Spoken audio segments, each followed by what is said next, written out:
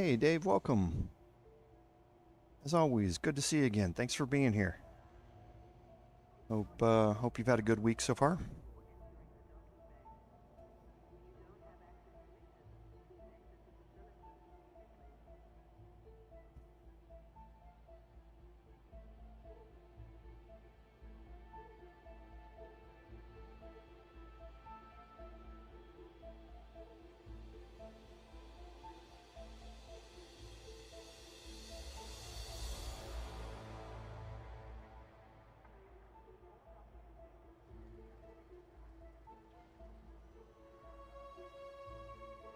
Yeah, it's been good. Um, busy at work, but that's a standard thing. Um, so getting to spend an evening here with everybody and play some games for a bit's always a welcome thing to have. I was actually a little frustrated with playing this because there's so much I want to do.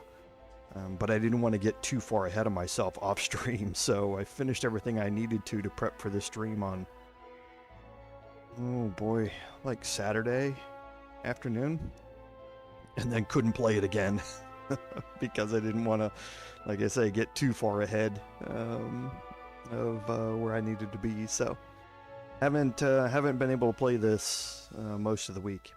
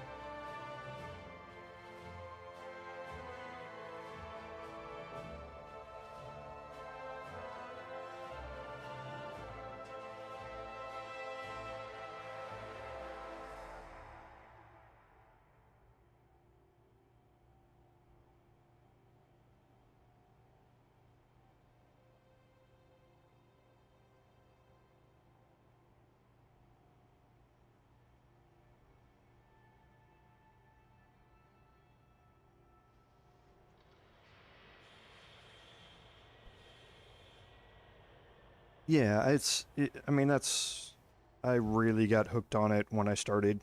Like I say, 10 years ago now. Um, really enjoyed it.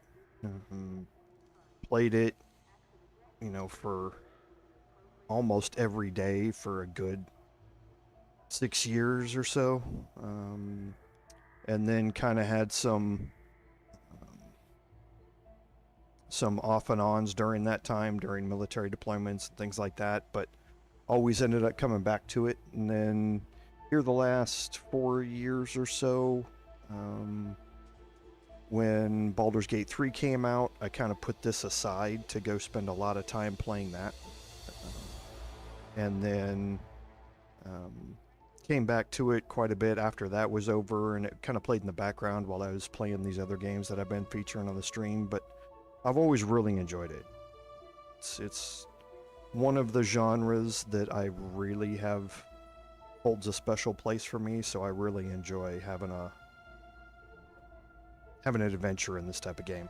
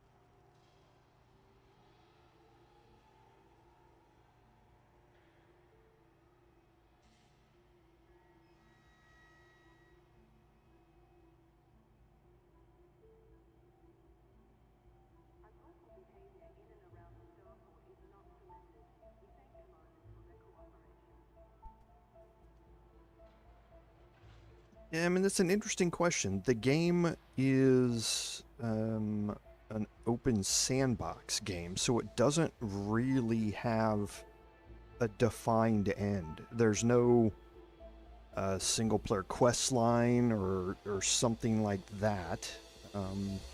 It's really how much you want to delve into the various gameplay loops that are here, and how well those keep you interested in the game. As for how long you want to play it,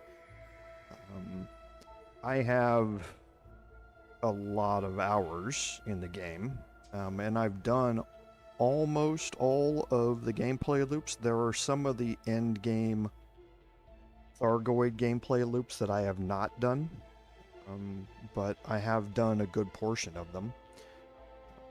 But for the most part, it's just how long you want to stay interested in it. It will probably, to get to the mid game, the spot where most people are engineering ships and doing things like that, probably is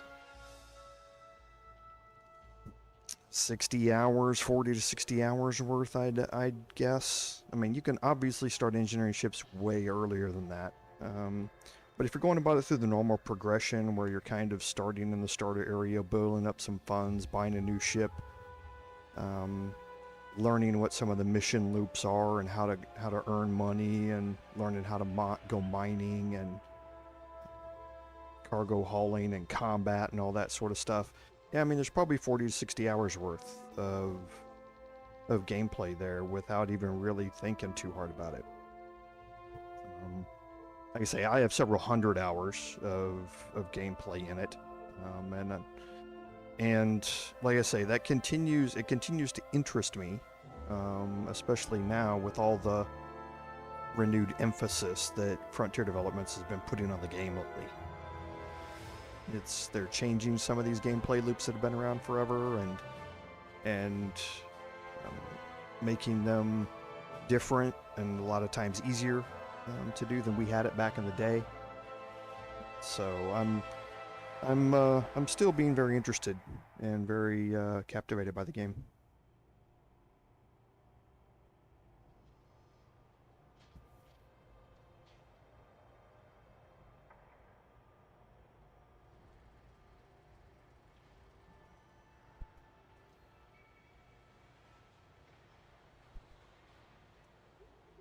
Welcome, everyone, to today's live stream, episode number 5 of our Elite Dangerous New Adventure gameplay series. I'm CommanderJoe, and I want to thank you for coming along on our journey today. So, admin notes. If you're following this series and you're not following the other live stream series that I have going, you're going to get a bonus this week, because my other live stream series is not going to take the full 3-hour streaming window that I have set up for this Saturday. That live stream goes from 10 a.m. to 1 p.m. Central Daylight Time, which right now is GMT -5.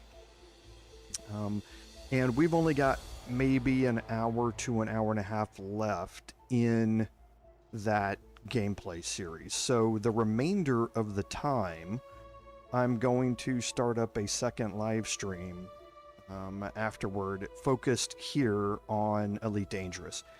And then moving forward, we're going to have, for the foreseeable future, we're going to have 2 Elite Dangerous live streams every week. We're still going to have this one here on Thursday evenings, but we're also going to have one during that Saturday time slot as well. This will get us the advantage of being able to jump in after the server reset here on Thursdays, figure out what we want to do, what gameplay loops we want to explore, but then also see kind of more some of the in-depth things about how to deal with those gameplay loops during the Saturday live stream. We get a little bit of that here, and I try and showcase as much as I can, but it's still limited time here, and there's kind of a lot to learn, and I'm kind of fast forwarding things a little bit more than I would want to for new players. So that Saturday live stream is going to give an opportunity in future weeks for us to kind of explore things a little bit more. So if you're interested, pay attention to the post tab here. And then on Saturday during that time slot, you can wait and I will put up a stream notification as soon as that other live stream series ends, and we'll immediately jump into another live stream of Elite Dangerous. I think that's it for admin notes. So on our recap, last week we jumped out to Guardian Space and started doing some gameplay loops out there to farm up some materials and get some module blueprints. I've done a little bit more of that off stream, and there are 2 more gameplay loops here that I want to showcase before we leave this area. So I've kind of parked myself out here. It's still in this area, so let's go ahead and jump in here and we'll kind of look at what we have going on. I'm going to be in solo play again for 2 reasons. One, because I'm farming. These locations that I'm at are very popular locations. So if you're farming out here, you don't want to be competing with other commanders for the same resources, because you very well can encounter those other commanders out here. And 2, we're going to be heading back to the bubble, and we're going to be heading to a specific location that I really don't want to have to deal with getting griefed while we go do it. So I'm going to be in solo play for today.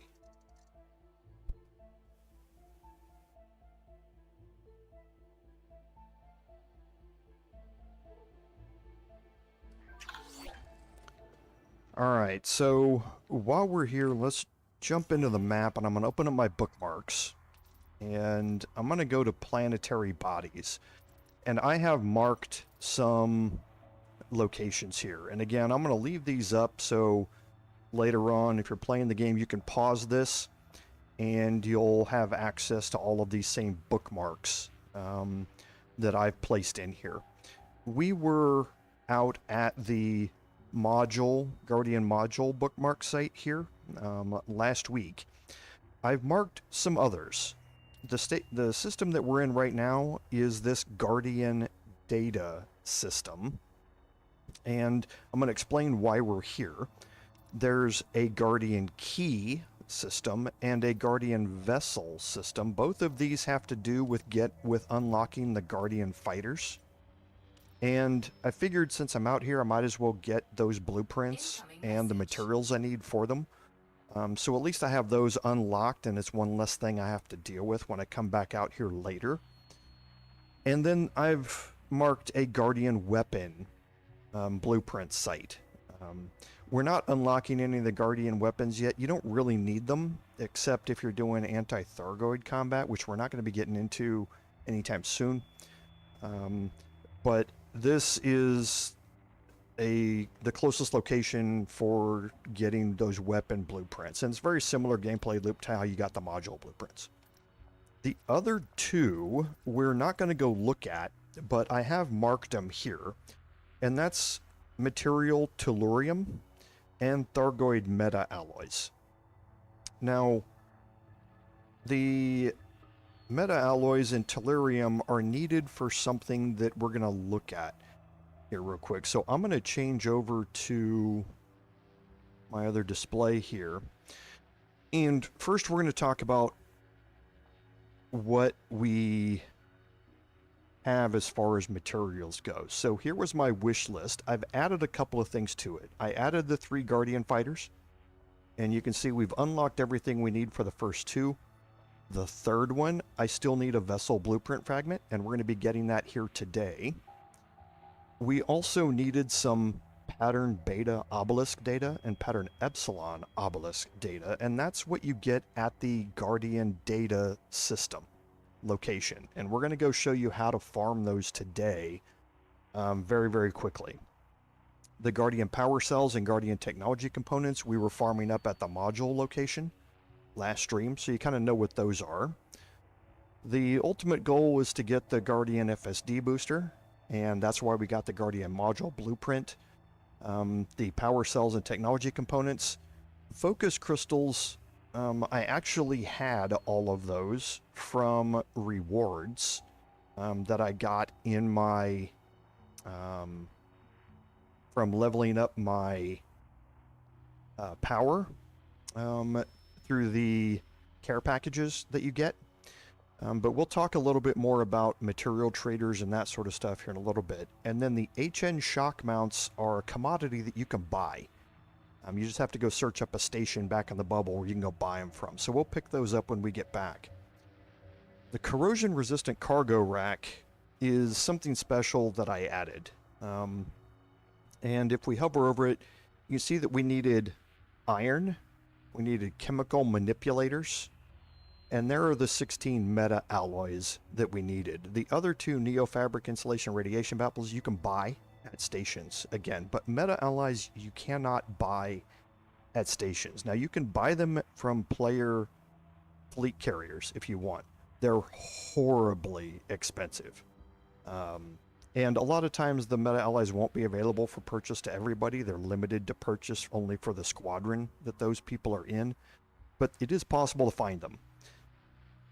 There is just a way to farm them. The reason they cost so much is because it's kind of a pain in the butt to go farm them. And how you farm them starts with this. Now, Canon Research is a player organization based around the game that specializes in the Thargoids and Xeno species in general in the game. They have builds here for your ships on how to get into Thargoid combat, how the various Thargoid gameplay loops work, and all of that sort of stuff. The one thing that you can search up is, if you just go to Google, you can search for Canon Research and barnacle forests. Barnacle forests are areas located on certain planets that have ammonia atmospheres where you can find meta alloys stuck to the side of, I don't think they have any, yeah, stuck to the side of these spires. Sometimes you'll go down there and you'll find these big glowing nodules on the side of them. Sometimes it'll have a lot of small ones, and if you shoot that, it will release materials like iron and stuff like that you can pick up. But when you shoot these, it'll drop what's called a mining fragment in the game, and when you go pick it up with your SRV, it will turn into a meta alloy once it gets into your inventory. And they have a list here of various systems and planets that have barnacle forests on them, and you can travel between them, find out which ones you want to look at to go farm, and the larger ones have higher probabilities of having more meta alloys. I think there's 4 meta alloys here in this Hyades sector, and this is the one that I bookmarked. So you go to it, you get close to the planet, you DSS it, and once you're done, you'll see Thargoid sites listed on there, and you go to site number 3 and land at it, and you'll see a big forest, and you drive around and harvest meta alloys. Then once you're done, you can drive away from it, you can reset it, and come back and do it again. And that's how you get the meta alloys. The meta alloys are needed for a cargo-resistant or corrosion-resistant cargo rack because some of the Thargoid materials you're going to pick up are caustic, meaning that when you put them in your ship inventory, they start damaging your ship. And having a corrosion-resistant cargo rack means that you don't take that corrosion damage from it. And that's going to be important when we start looking at this last module that I bookmarked. And that's the Engineered FSD, SCO, Super Cruise Overcharge, level 5, grade 5A, which is what my ship takes, V1. This is a special module that you can buy using materials. And you can see the first one there was tellurium. And that's why I bookmarked a site for Tellurium where you can go farm brain trees. We're going to be doing a lot more material farming, so I'm not going to go through that gameplay loop here. The data mined wake exceptions I already had. I got those from the scanning ships and wakes activities that were part of my weekly power goals that I needed to do. So I already had all those. Chemical processors and alchemical arrays, again, material traders, and I already had all the electrochemical arrays. The only two things we need now are propulsion elements, Thargoid, and Titan drive components. Now the Titan drive component, both of those are found in a very specific location, which we're going to be doing today. But the Titan drive components are caustic. So if you put it in your ship inventory, it's going to start damaging your ship. If you can get to the location where you can buy this engineered FSD before it damages your ship too much, you don't have to have a corrosion-resistant cargo rack. I want to unlock those anyway, so I have them. So we're going to be going through the and unlocking this, and all I need to do is find iron. And you can find iron at those same meta-alloy sites. I talked about shooting some of those spires, and they drop materials. One of them is iron. So you can just drive around and pick up enough to be able to get those. So we're almost there. This is my material list that I need. And the first thing that we're going to do is go show you how to get these two. The pattern obelisk data. If you go to my materials, it's all listed right here, and you can see we have quite a few of all of those from this gameplay loop. So let's go ahead and jump back in the game, and we're going to plot a route to this particular planet.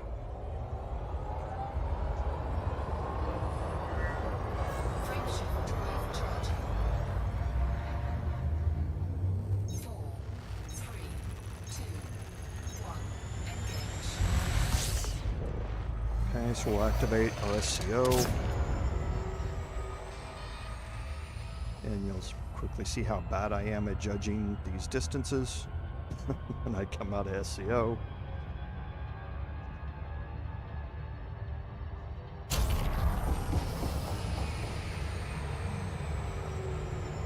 Okay, so not too bad. I cut it a little bit short. That's what I tend to do. I tend to cut it a little short. But it won't be too bad. Okay, now as you approach this planet, just like the module blueprint planet that we had, and I'm gonna slow down to 75% here. You want to start looking at your left panel here, and you'll see this ancient ruins that's popped up, and that's what we're gonna lock our destination to. This is not gonna say Guardian on it. It is a Guardian location, but it's not active, I would say is the word for it. Like the others, you're not going to find any sentinels here or any Guardian defense systems here. This is truly an inactive ruins of what used to be a Guardian outpost. So it looks like this thing is right on the front here, so I'm going to have to... Nope, it's around back.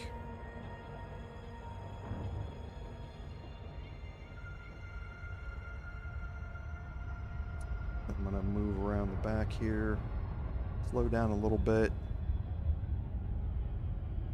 get ready for this to crest the horizon.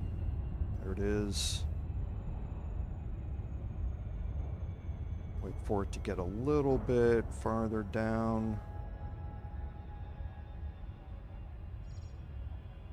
It's probably a little high. So now let's drop down to it.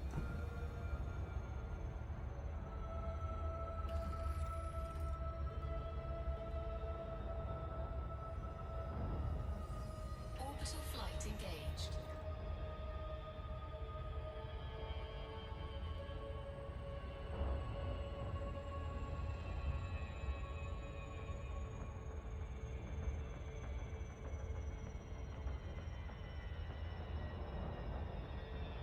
Okay, so again, once your speed drops to 2.5 kilometers per second down there in the bottom middle, it'll drop into glide mode.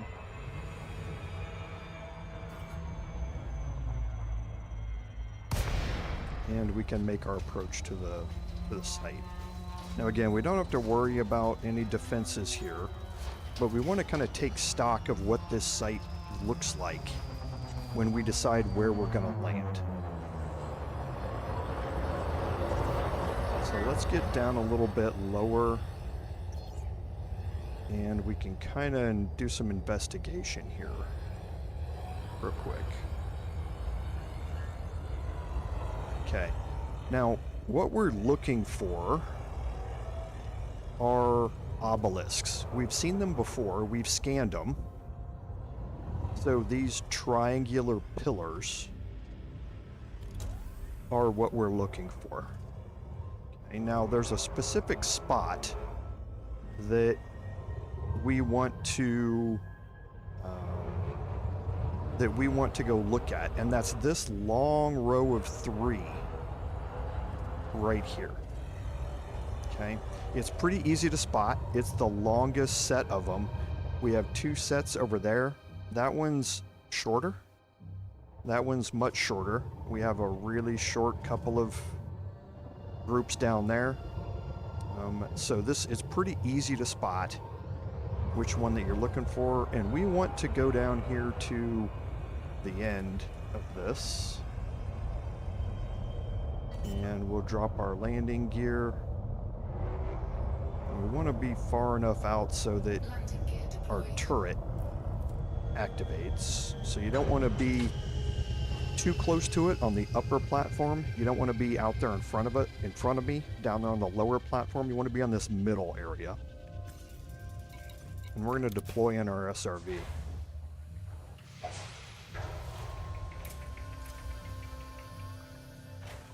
And you should be facing, if you've got it behind you on your ship, you should be facing right at it when you land. Okay, and here we are. You can see there are 3 rows here. And we're looking for this row over here, this place on this side. And you want to kind of line up so you're facing right down the center between these 2 rows. And there's a reason for that.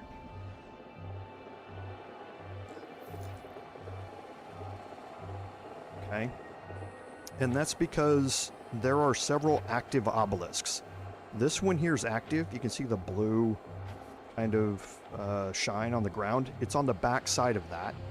There's another one right there that's active. And then we have this one that's active right beside us. Okay. So what you do is you're in analysis mode. So not combat mode, change to analysis mode. You can see the gray cursor that pops up there. It's gone now. It's kind of hard to see, but there it just popped up. Once you get it, select it, and then hit your secondary attack button, and you can hear it,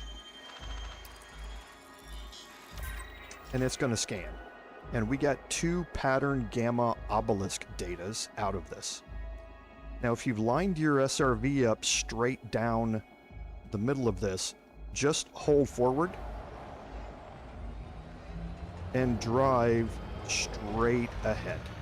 And you may have to adjust this slightly as you go. And then down here, there are 2 more. So you can come to a stop off to your left. If you're close enough, you can select it. Scan this one. Immediately move here. Scan this one.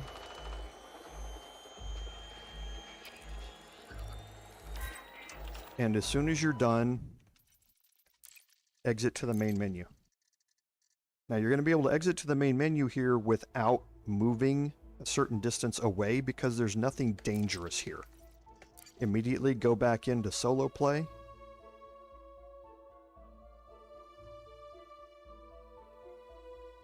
And when you pop back in, activate your turret. Immediately move to the right, select and scan.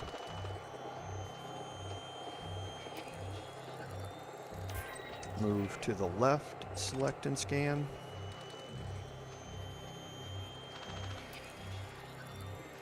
And then immediately throw it in reverse. Don't turn, just throw it in reverse.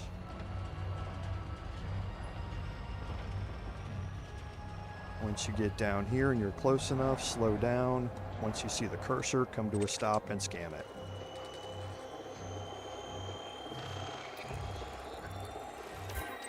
And then do the same thing. Log out to the main menu, come back in, start with this one, drive forward, scan those two, rinse and repeat. Okay, so it's a really easy gameplay loop if very repetitive. Now, if you're saying that sounds very boring and repetitive, you're right. It is.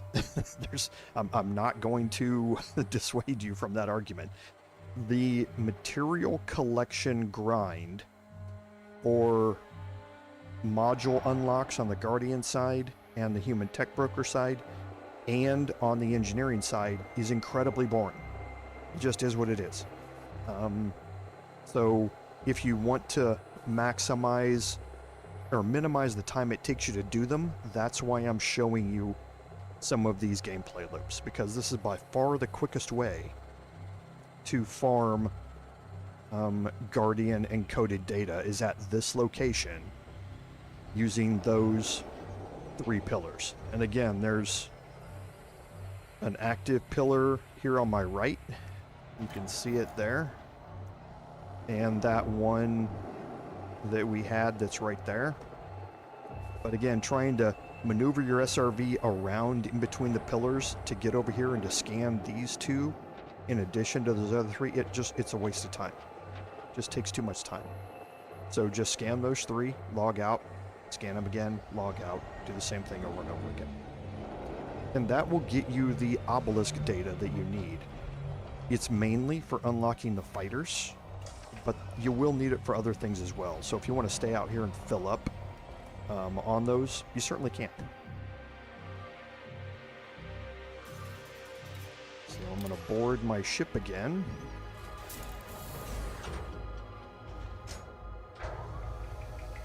And we're going to go look at the next gameplay loop here. So let's swap back over. I'll look at my wish list here, and you see we need a Guardian Vessel Blueprint Fragment. Now, to unlock the Blueprint Fragment, you need to do 2 things. If you remember right, when we did the modules, we had to find a relic, and that relic was like a key that we slotted into a keyhole that after we had activated all the pylons at the site, that is what unlocked the module orb that we could scan. We're going to do the same thing here, except getting that key is a lot different. You don't need a relic, you need an actual key. And that's why my bookmark calls this a Guardian key. Okay, and it's a little bit farther out, so we're like 8 jumps out from this. But I wanted to show you this one because honestly, it's pretty cool to look at.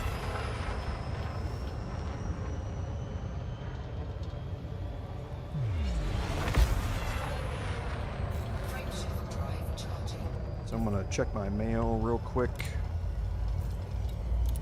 Okay, so I got 50 million for turning in all of that exploration data last week.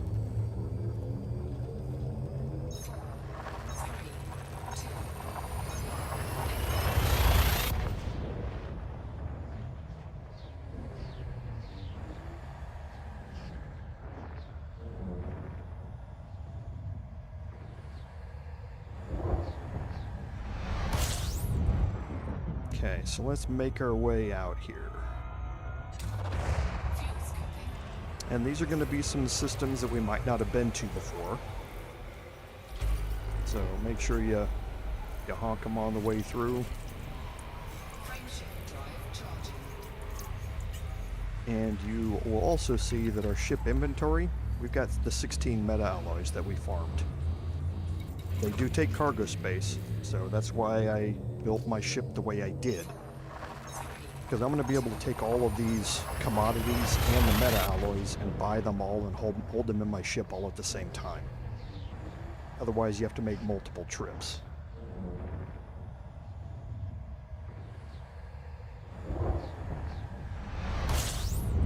And we might even get lucky or unlucky, depending upon how you view it, enough to get interdicted by a Thargoid out here.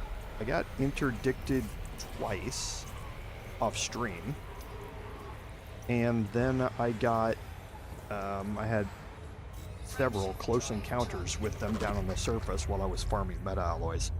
But it's a really cool experience if you've never seen it before. And as long as you don't have any Guardian weapons on your ship, or you're not carrying any of the Guardian relics, then you're going to be fine.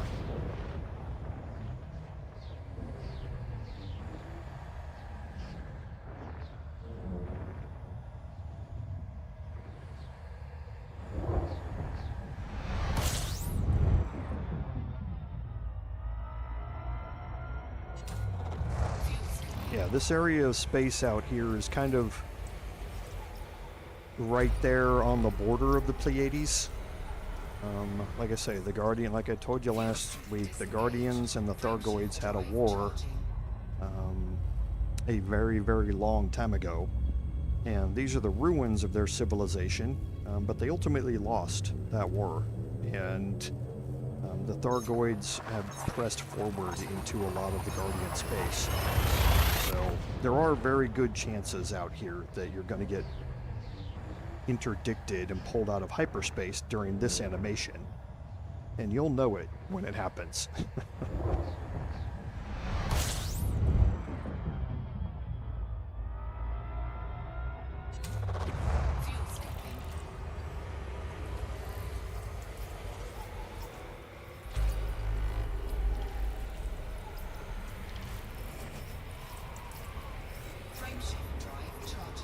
So 4 jumps left.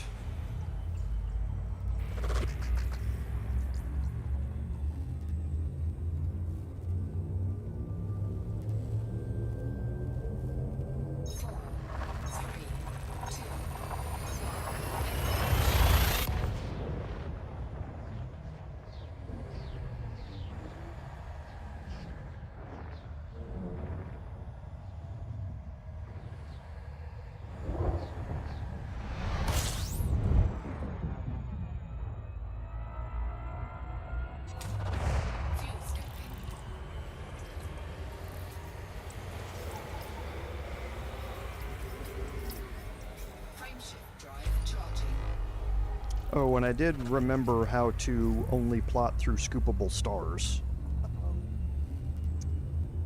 And I can show you that real quick once we get back to the map.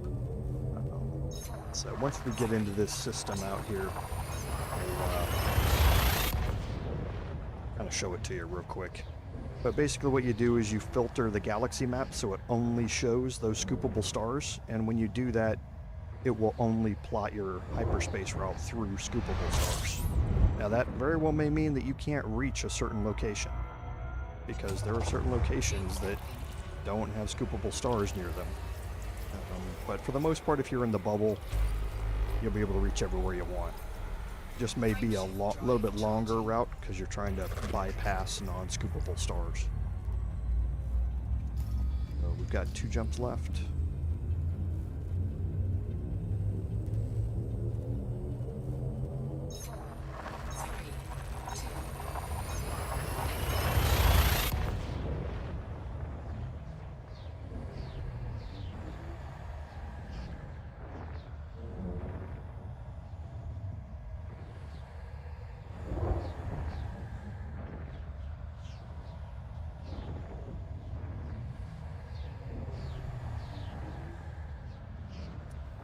Okay, server's taking a little longer to load the instance here.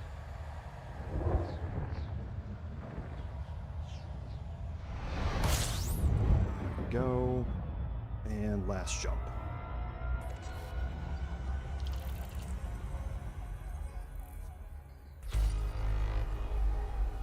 Frameshift drive charging.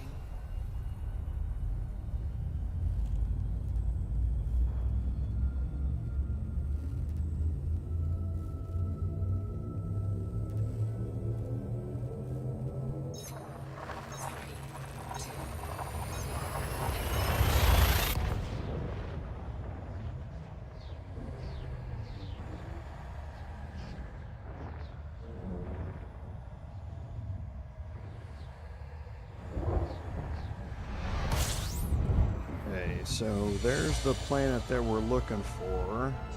Once we get past the star, we'll slow down a little bit. So once you're in here, you can go to the Pilots Federation map mode in here. And here are your star types. So you can untoggle them all and just toggle the KGB foam stars. And that will only show you what's in the map here. And then when you plot your route, it will only plot through those systems. So that's how you do it. Now the planet that we have marked here, the location that we have marked here, it shows as a planet in your bookmarks, but it's not really on the planet.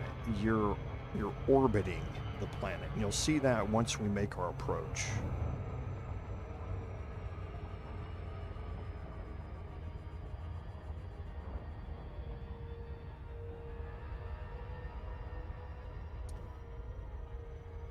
Now again, like I mentioned earlier, I hope you followed along with the ship build that I had mentioned before I even started making the trip out here, because I mentioned that you're going to need some sort of laser here on your ship out here, and this is why I said that, because you're going to need to have some sort of laser mounted to your ship here for this gameplay loop.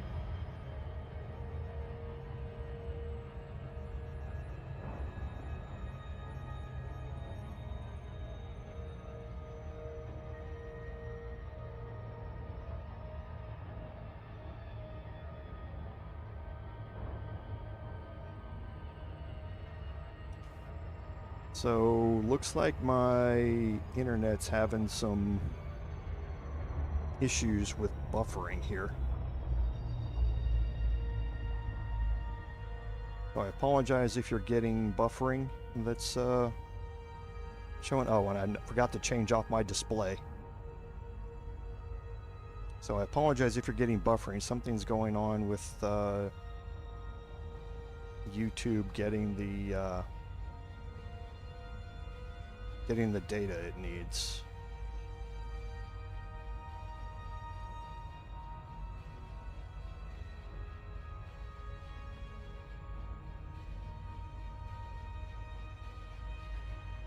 So I apologize for that. We'll see if it comes back here real quick. I've kind of paused things in the game.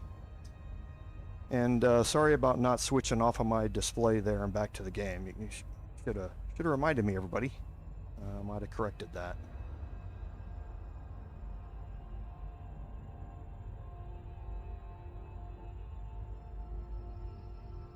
Okay, showing it's green again.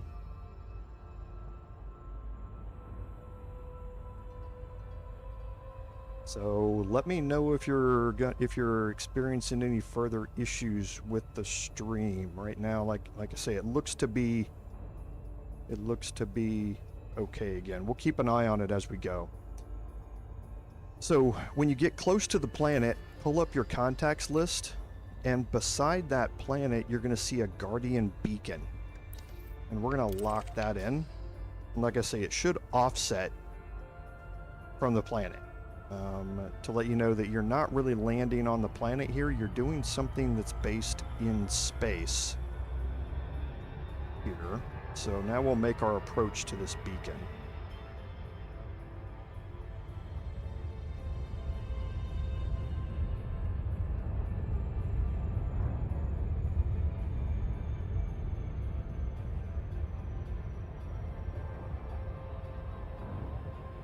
So, sorry, I don't know what happened to the internet speed there. I don't know if that was a YouTube thing or if it was an OBS thing or maybe just my home internet for some strange reason.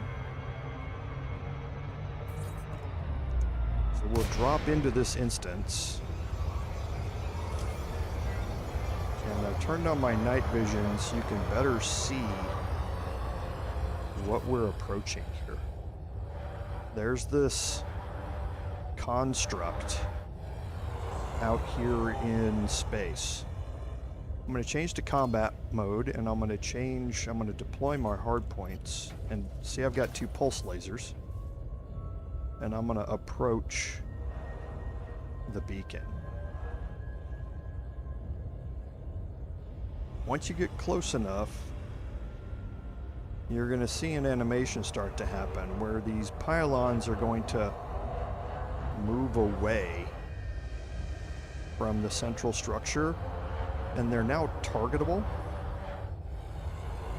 So if I target this, there's an energy pylon, and these energy pylons are exactly like the energy pylons that we saw down on the planet, and you activate them the exact same way. If you shoot at them, you're going to see them start to charge. You'll see the charge build up through here.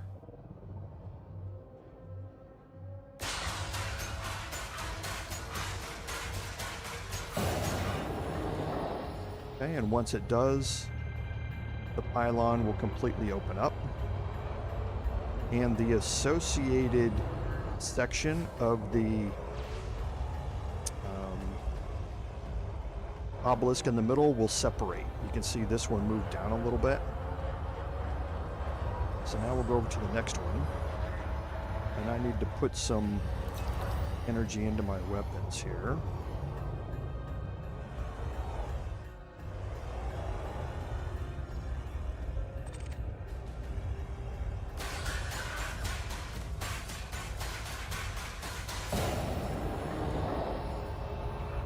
So that's 2.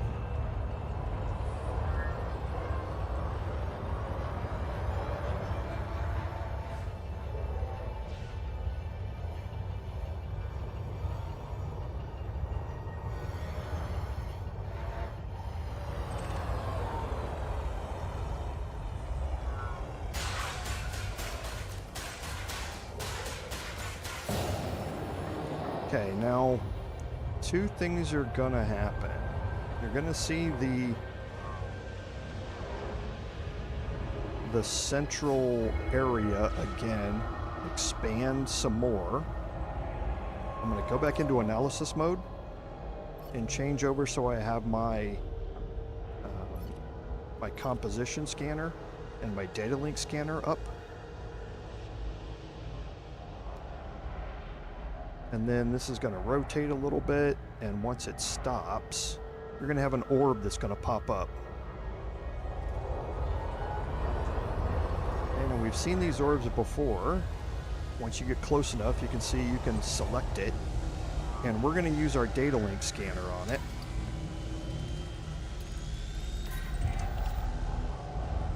Okay, and when it does, it's going to close that top portion back up.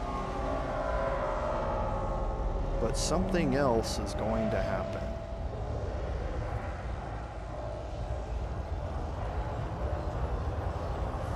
And it's going to happen down here at the bottom.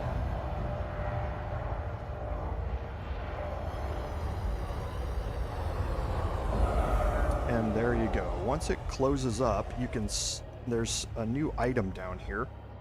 You can select it, and there's an ancient key, and you see it looks the exact same as the ancient relics. Now we need to deploy our cargo scoop, and we're gonna move in close and watch that window over there on the left. You can see our crosshairs are lined up on it, and we're gonna approach this. Now if you're in a large size ship, some of the ships have difficulty getting close enough to this key to be able to pick it up manually, and you'll need a cargo limpet to get it. But a lot of times you can even, if in a big ship, you can approach this thing and knock it around. It's floating in space. So you can knock it around and it will bounce off of the interior of the structure and bounce toward you out here. So you're still able to pick it up. It just takes some extra work. So again, I'm going to make my approach here. And there you go. So now the station is, or the beacon's completely closed up again. But I need to watch out I'm not going to hit any of the pylons. And to get the next one, you need 3 of these to unlock all the fighters. You can immediately go into combat mode and start this whole thing over again. You don't even have to log out. And you can get all 3 of the keys in your ship inventory and go do the next part of this all at once. So you need to do that to basically get the equivalent of the relic that we had. So now we're going to use the vessel bookmark here. And that's going to take us just a little bit farther out, just a couple of jumps. Put our cargo scoop back.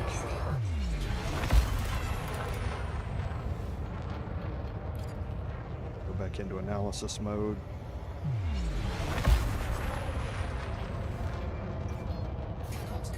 Whoops, need to put my hard points away, and then we'll jump out to that system.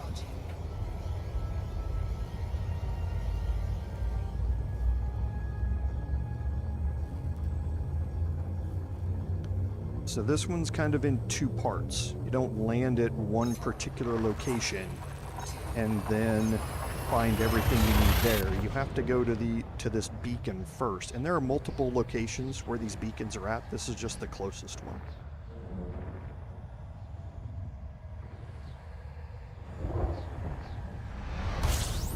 You can go to this vessel site and pick up an ancient relic there and try and drop it into the relic holder in the middle, but you won't get the vessel blueprint when you do it.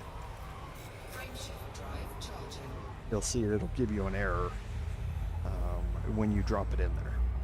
And that's kind of a clue that you need to go looking somewhere else for something.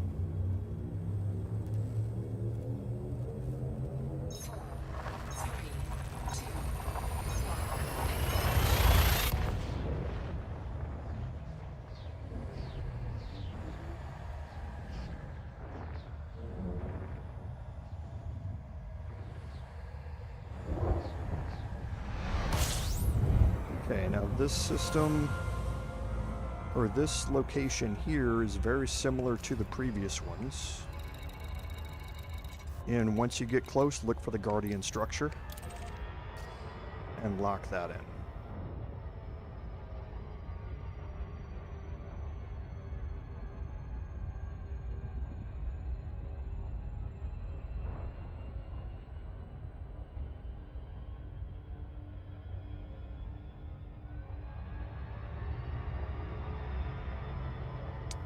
Okay, so we'll make our approach here.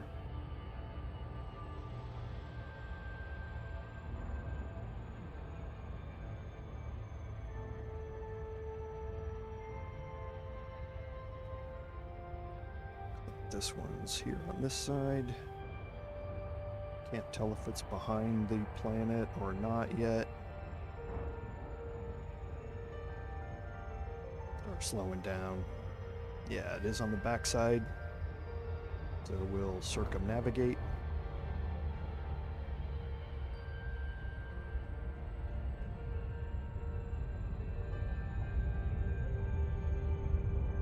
Shouldn't have too far to go though.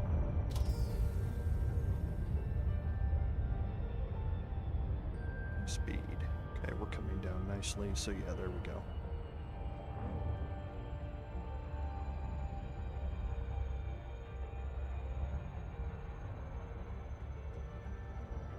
Like the speed indicator on the bottom left says, you need to be below 200 kilometers per second when you make your approach. I tend to not cut it that close. I tend to be somewhere around 100 kilometers per second. Smaller planets, you can get into trouble if you're making it much more than that. Orbital flight engaged. Okay, so we're gonna be on the dark side, which is good. I like doing these in the dark with night vision. Makes target discrimination a little bit easier for me, and we're gonna have a lot of targets here. This structure is a lot more dangerous than the module structure.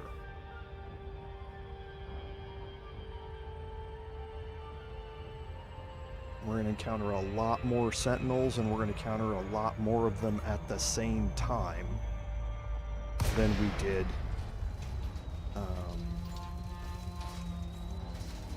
for the module blueprints.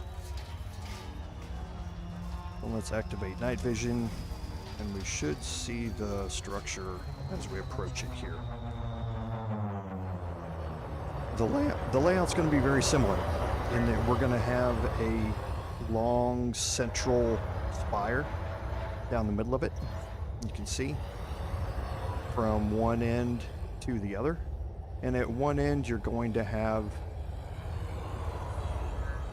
an altar here that looks exactly like the one that we saw with the modules. Okay, that's where we're going to end up going. You can see it there. Right there is where one of the two pylons comes up. There's the other one right there. And if you want to scout out this area, down here past this one, that's where the third one is. The fourth one is mirror imaged on the other side right there. The fifth one is right here in the middle at the end of the ramp. And the sixth one is right here in the middle at the far end of the structure. Okay, so we're just going to land. We're going to do very similar to what we did last time. We're going to land close enough that our point defense is able to cover us while we're here.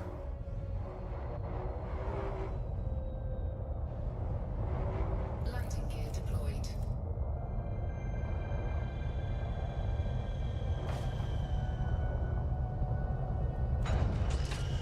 And then we're going to deploy in our SRV, and as soon as you deploy, you want to be moving away from where we are.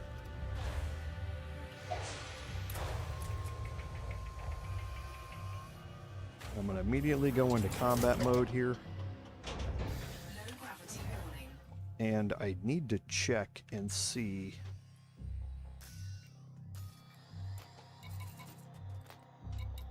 how much ammunition that I have. Okay, I'll do that once we get out here and activate your night vision. And like I say, go away from the structure. Don't try and approach the structure yet. You want to give time for your turret to deploy. So we've got 1,361 rounds in our dual repeater. I might need more than that. If we do, there's something I didn't talk about last stream.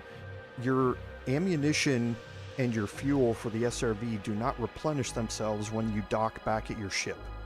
They only replenish themselves when you dock at a station or a fleet carrier. Now, the good thing is that there are plenty of fleet carriers around these worlds, so you can have ample opportunities to find a fleet carrier that you can dock at and replenish your ammunition. But in case you don't, there's something called synthesis. So what you do is you go down and you find your repeater. If you move down, it says synthesis. So we can spend 1 sulfur, or 2 sulfur and 1 phosphorus, and we can rearm with full ammo. And you see it says we have 12 sulfur and 15 phosphorus, so we're able to do this up to 6 times. Now you can, if you have the correct materials, get standard ammunition, which gives you a 15% bonus damage. or premium ammunition, which gives you a 30% bonus damage if you want.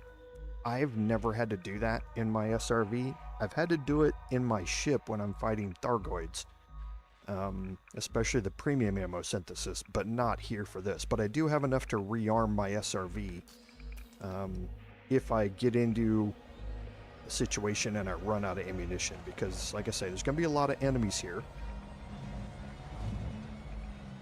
And don't be afraid to run away. So you can see my pips. I've got 4 pips to weapons and 2 to systems. That's my shields. And I'm going to change to my turret and kind of make an approach here.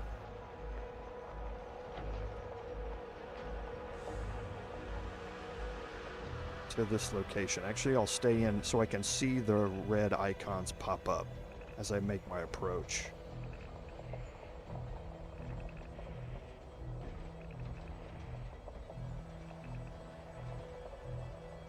Okay, and I like to approach down from one end.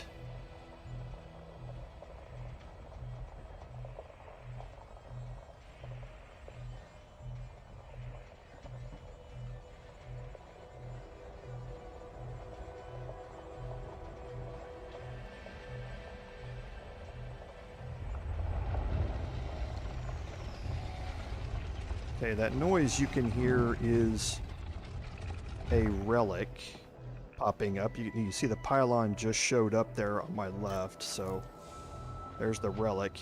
You're not going to get anything for putting that in here, though.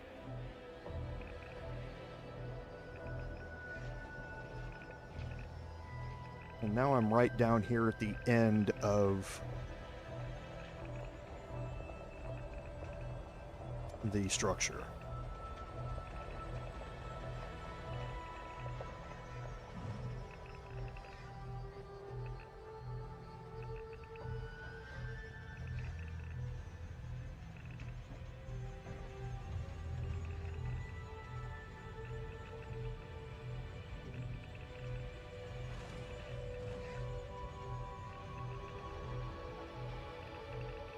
Okay, I really expected to have spawned them by now. So let me go back down here and we'll go around the other side.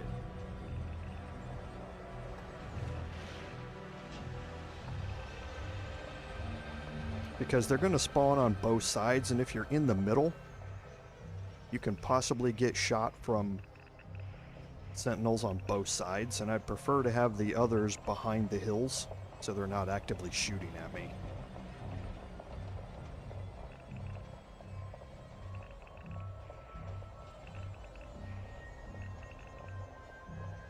Pretty sure we're going to spawn them when we get past that. Would have liked to have gone through there, but I guess I can't.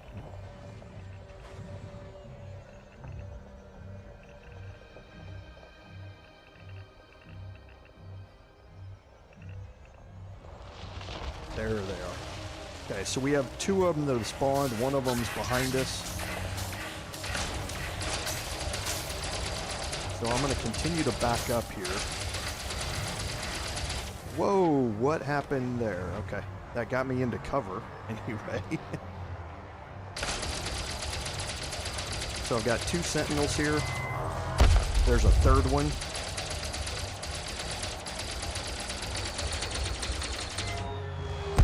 Okay, here's the 3rd one.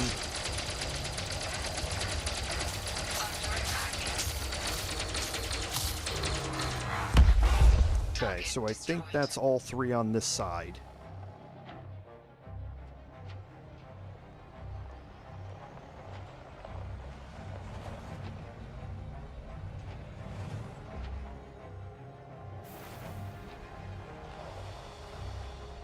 Okay, I'm just scanning around. Okay, so it looks like we have this one here, which is just around the corner.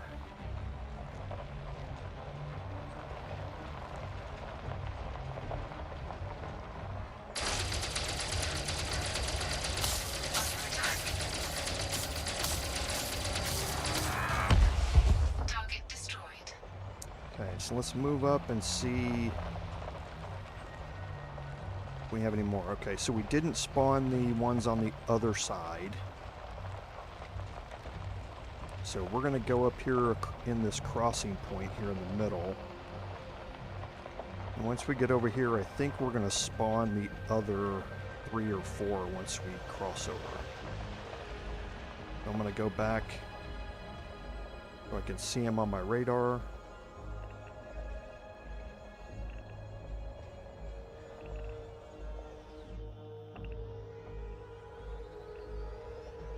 Okay, so I don't see them.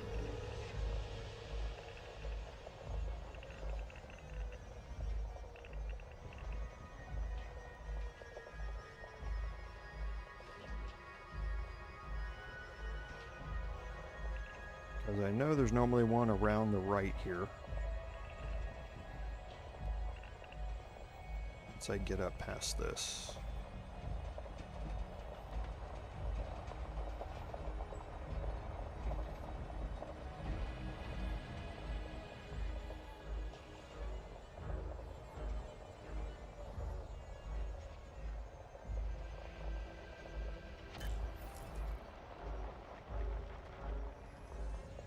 Okay, so maybe we did. I didn't think we would have spawned them all, but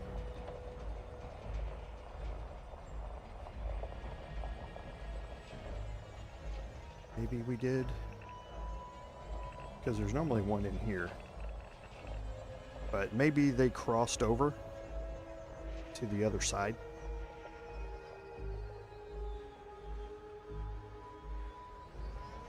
And that was the additional one that I got over there. So that may have been what happened. So now what we're going to do is we're going to head back up the center spire. And we're going to activate those 2 pylons down at the end. And we know that when we did that at the module blueprint,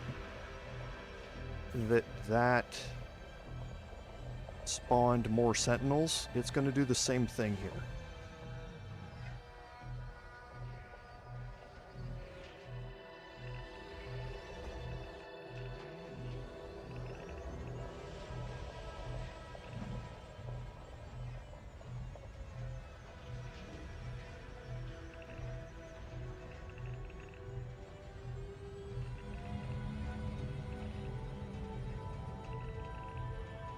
Okay, so there's the altar in front of us.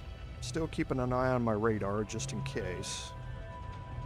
But I think we're okay until we get up there and spawn those 2 pillars pop up.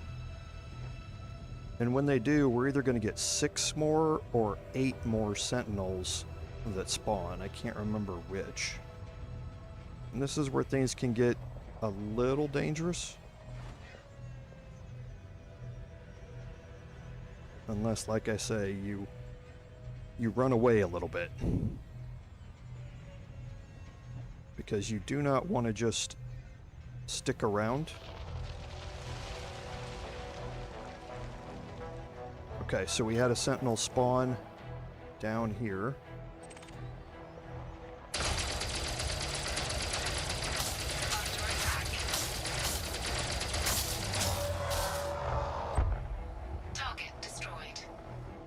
Okay, so we had another one here. So as soon as you pop up on top of this, you're going to spawn these 2.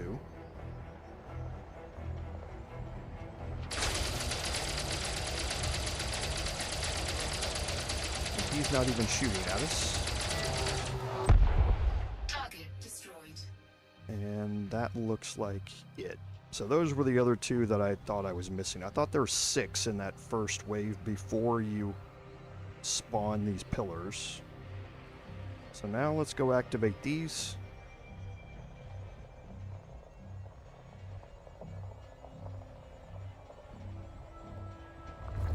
There they go.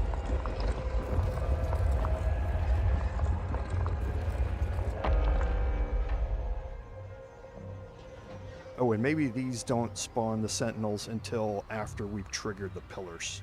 That might be when it is. Okay, so now we're familiar with this gameplay loop here, right?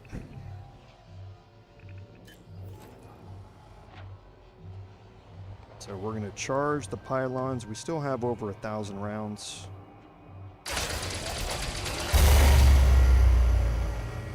And let's just pop back and check our radar and make sure we didn't spawn anymore.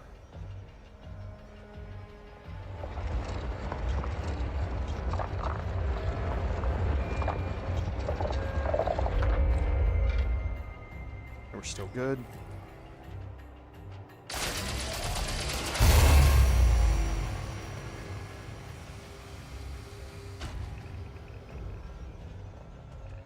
Okay, now I don't like driving back down the middle of this. I like kind of getting off of the platform here.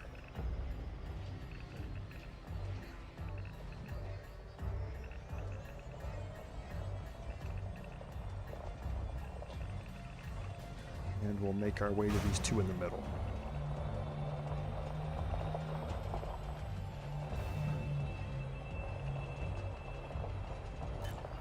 Okay, now these are going to be on the back side of these locations here.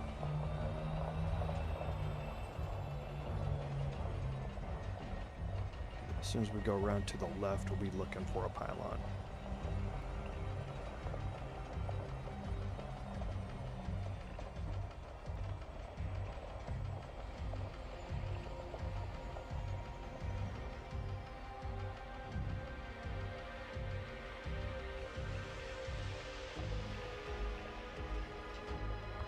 Is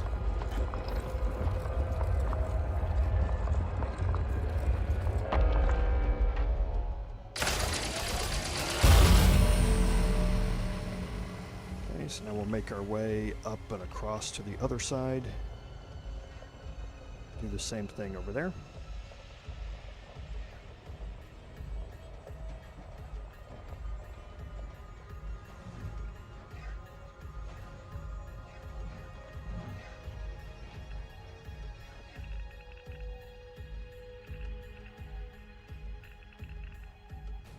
Okay, I'm a little bit stuck here. There we go. So there's the next pylon.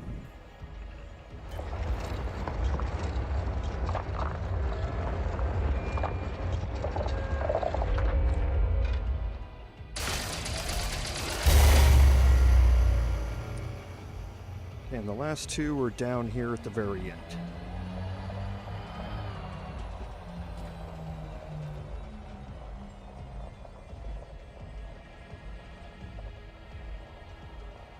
First one's at the base of the ramp.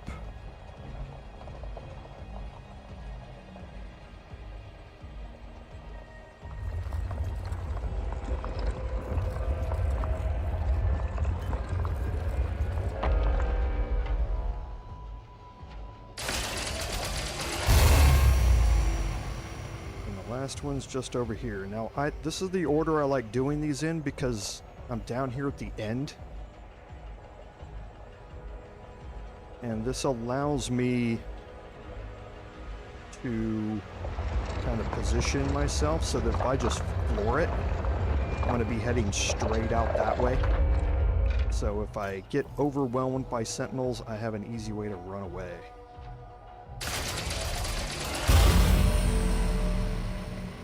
Okay, so now you can see them all spawning. And I have 1, 2, 3, 4. I think there's more than that. But you can see they're all down low. That one's 500, this one's 300, and they're positioned down by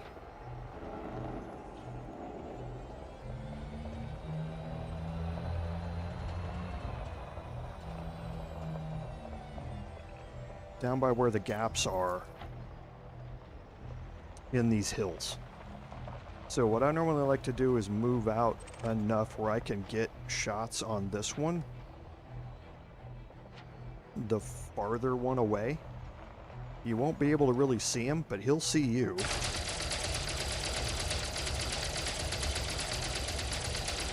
And as long as you're locked on him, you're good.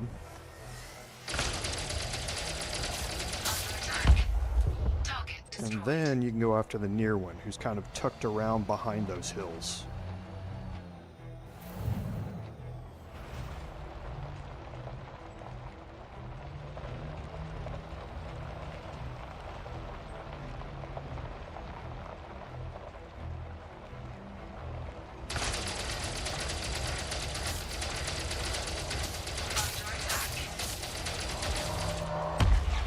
Target destroyed. Alright, and we've got 2 more.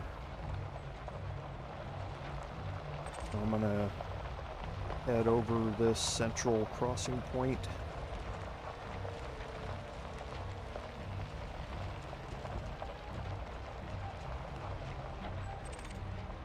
And try not to get caught in a crossfire.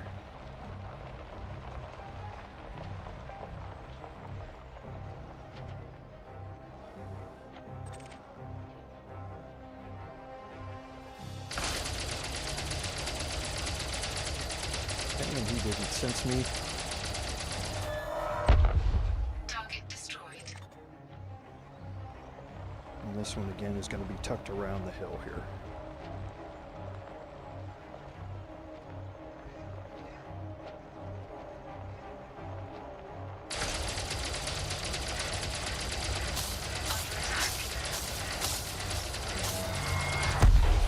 Target destroyed. Alright, I got 657 rounds left. That should be more than enough.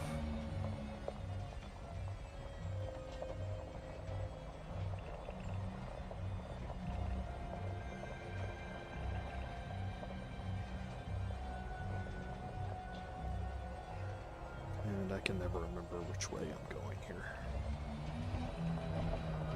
Until I get up to the top of the hill. I think it's actually behind me. Yep, it is.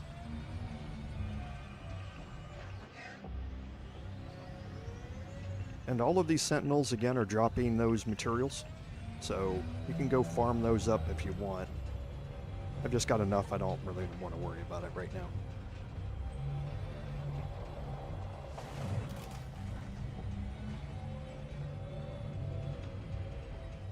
Okay, now a cool thing that happens, I don't know if you've noticed it, but as you shoot a pylon and you activate it, there are 6 pylons. This central spot, I'm going to kind of line up on the X here.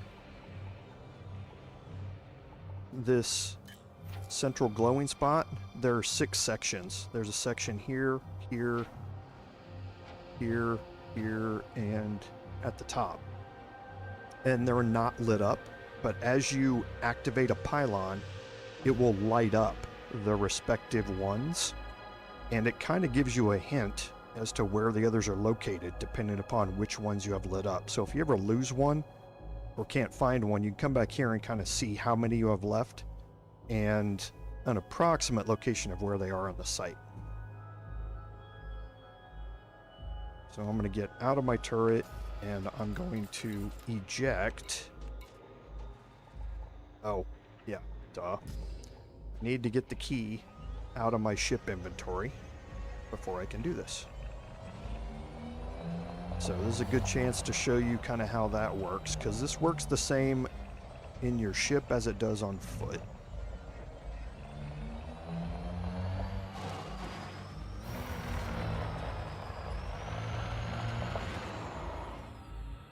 I'm using my jump jets there, by the way.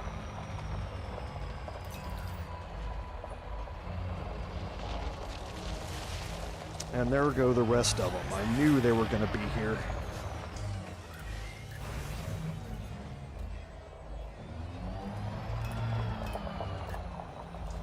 Okay, so I ran away.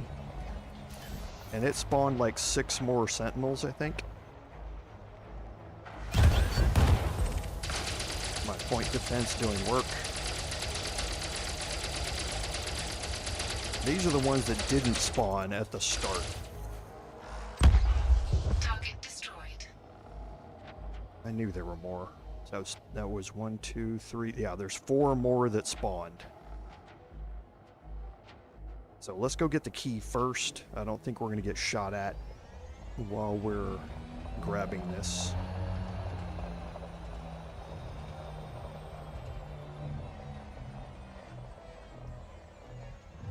So go back to your ship, and once you get the message that your turret has stowed, right there,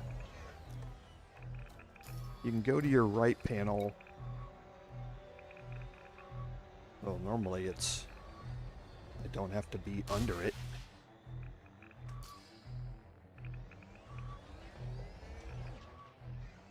But I guess maybe since I'm under attack, or maybe it's something like that, I'll go right under it. Once you're here, yeah, it might be because I'm under attack. So let's go clear these out.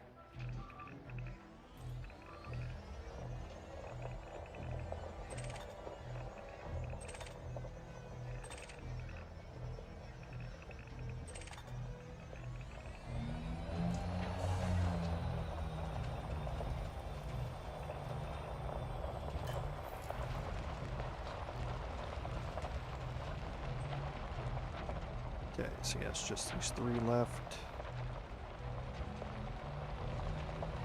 And we'll do an old tanker trick here. We'll stay hull down as much as we can over this rise. Just expose our turret and leave the rest of our SRV down behind the hill here.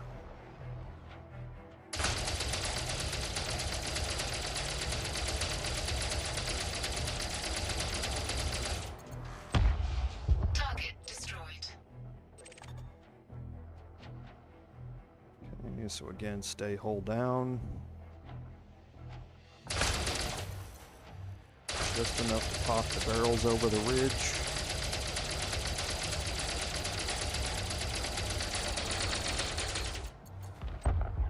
Target destroyed. And this one's hidden. Looks like he's moving a little bit, but I don't think he's going to come out. He's the last one left. Yeah, let's just go get him.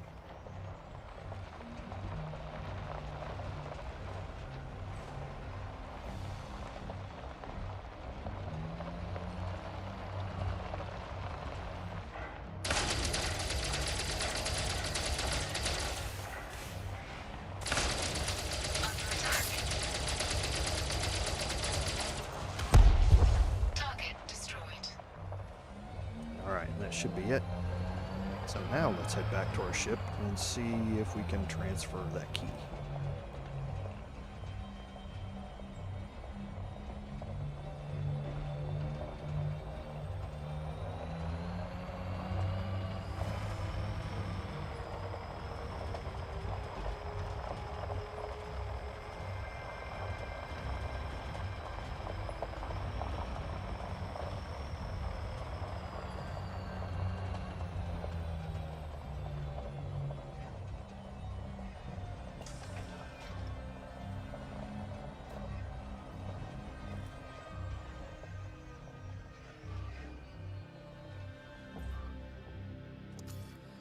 Okay, so there the transfer buttons lit up. It was because we were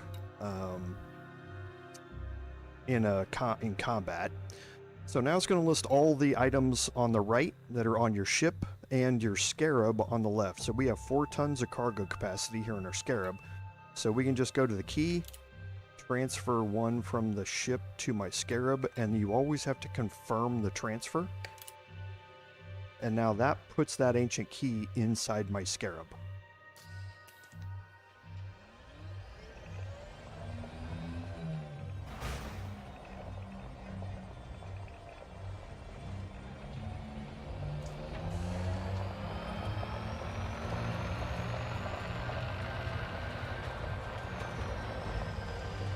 And how much ammo do we have left here?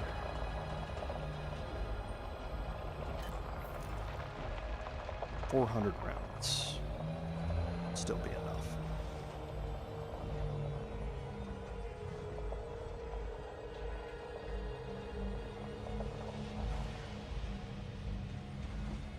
Is this the wrong way again? Nope, this is the right way.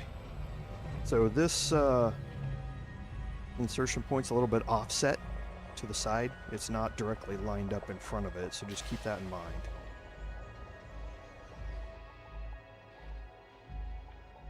So then I'm going to go to my inventory, I'm going to take the ancient key, and I'm going to jettison. And we should be very familiar with this. I'm going to go into my analysis mode. And as soon as we do this, we're again going to spawn more sentinels. So we're going to scan this. Going to immediately do this, and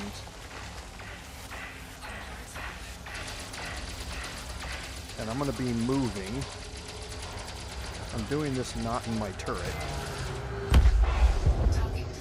because you're only going to spawn a couple of them.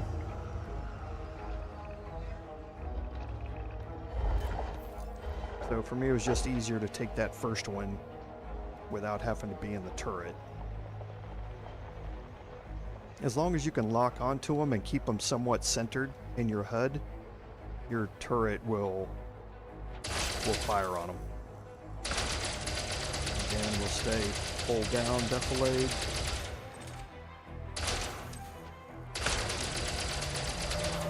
There we go. Okay, and now if I look at my data here and I go down to Guardian, I have 3 vessel blueprint fragments. And if I change over to display, you can now see that I have all 3 that I need. So all we're missing are these 3 things that we can buy, and these 2 Thargoid elements, which we're going to go take a look at here in a little bit. So let's head back to our ship, and we will head back to the bubble.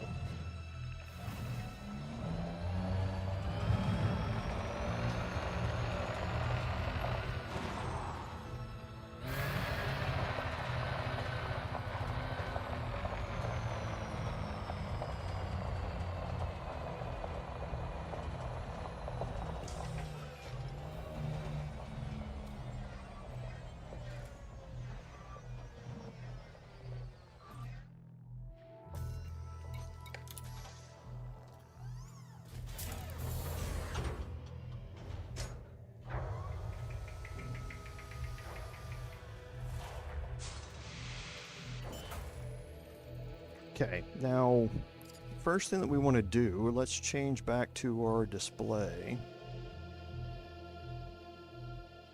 We're looking for HN shock mounts. Now, the great thing about the material helper here is it tells you where the nearest selling market is and how much it's going to cost you and how much supply you have. So you can see the first one there is at Safari Sanctuary in this system. I can copy it. It's going to cost me 1,350 credits, and they've got 5,000 of them. Now, this is 4 months old. Okay, so it's quite old. So what I always do is I tend to double check that by going to Inara, and I can paste that system in there. I can go to the stations, can look for Safari Sanctuary, and the market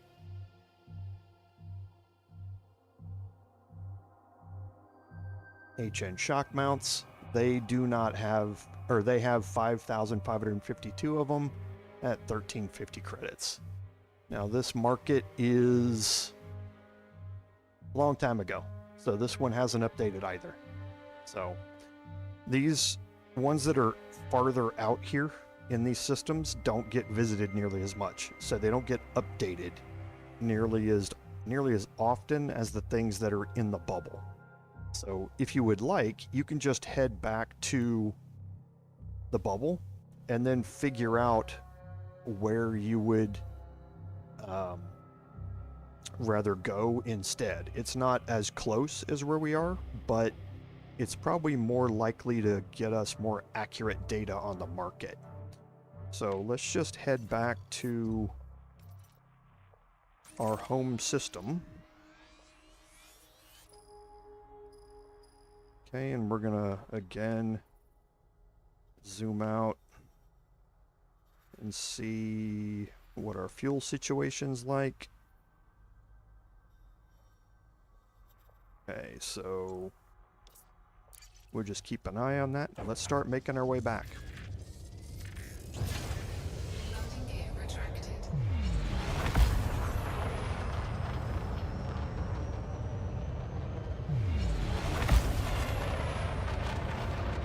And this will again take us 23 jumps. It'll take us about 13, 14 minutes to get back. We're gonna have to fuel scoop a few times, so it may take a couple of minutes longer. But we'll fuel scoop as much as we can along the way.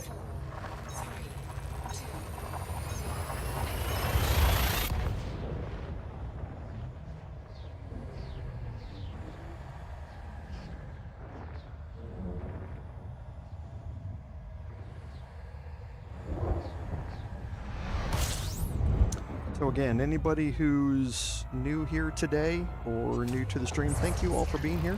I definitely appreciate it. I sometimes tend to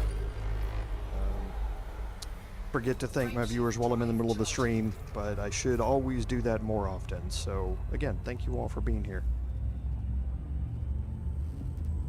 So what we're gonna do is, once we jump into the next system and we're charging at the next stop, I'll kind of take a look, because we're gonna need 22, 34, 42, 43. We're gonna need 50 more cargo space to be able to get all of these things that we need to, all in one trip.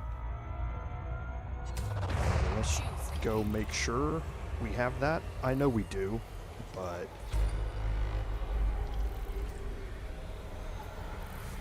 we'll go check it anyway. So let's start charging. And our inventory here, down at the bottom, we have 112 tons of capacity. So we have more than enough to be able to do all of this in one go.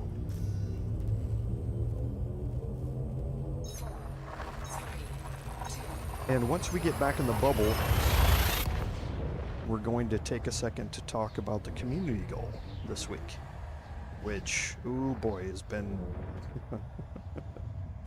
it's caused some heartburn on the forums. If you've been in game this past week, a few days ago there was an in-game notification, which is fairly rare that happens. And once we start charging, before I do that, okay, yeah, I'm gonna have a problem if I jump there. Oh no, I can jump there and fuel. So we'll go in here.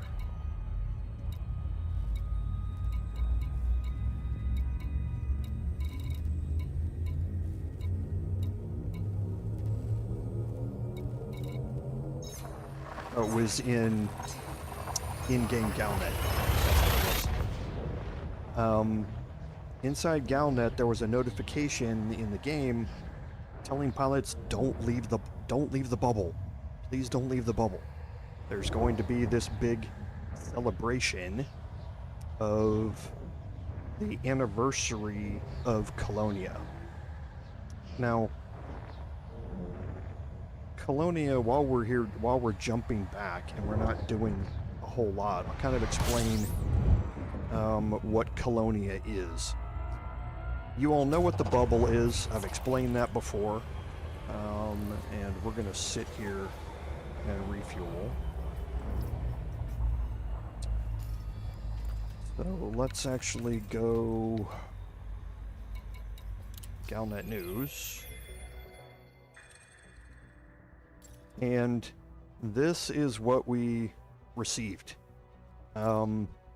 So they've announced the that they're going to support Colonia's 10th anniversary celebrations. And it said that they understand that preparations are underway for a massive transportation effort of commodities and rare goods from across the core systems to Colonia, with details of the logistics to be announced soon. And there actually was another message. It must have just deleted itself out of my mailbox that said pilots are encouraged not to leave the bubble because of this upcoming logistics event that was happening. So everyone expected a pretty big deal to be made here. Now, the lore behind Colonia is that one of those, humanity built a station, and instead of just orbiting a star or orbiting a planet, that station, they put jump drives on it, and they tried to jump themselves all the way across the known galaxy. Now, about 23,000 light years away from the bubble, they encountered a problem, and their jump drives destroyed themselves. And so the station kind of popped into normal space out there, and wherever it was doomed to stay there. And the settlers on the ship then kind of branched out from there and kind of started a mini bubble, so to speak, a second area of human colonized space. But there's 22,500 light years between the bubble and them. So getting out there takes a bit. You can imagine we're only going something like 1,400 light years here, and it takes us 23 jumps to get there. Now imagine going 22,500 light years. It takes a while to get there. Now there are ways to speed that up. With the advent of fleet carriers that can jump 500 light years at a time, it could shorten that distance, or shorten the amount of interaction you needed to jump that distance, as long as you had the tritium, which is the fuel that fleet carriers use to jump out there. And there are pilots who do nothing but stay out in Colonia. Now, living in Colonia is harsh. It's out on the frontier, so to speak. So you don't get some of the benefits of things that are happening here in the bubble happening out there in Colonia. So Colonia is kind of it's an outpost that kind of sticks to itself a little bit. And a lot of the pilots that spend a lot of time out there, they understand that they're just not going to get some of the rewards from community goals and things like that mostly happen inside the bubble. But they were also protected from things like the Thargoid invasion and that sort of stuff. They didn't have to deal with that.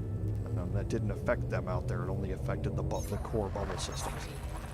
So bunches of pros and cons to living out there. But I've been out there several times, and this community goal has started. It's going to last for a week, and it's a cargo hauling mission. Now, normally when you get cargo hauling missions,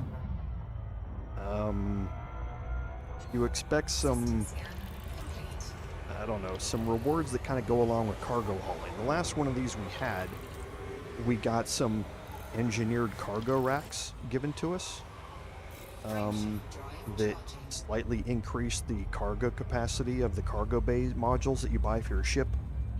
This time, all it is a couple of paint jobs.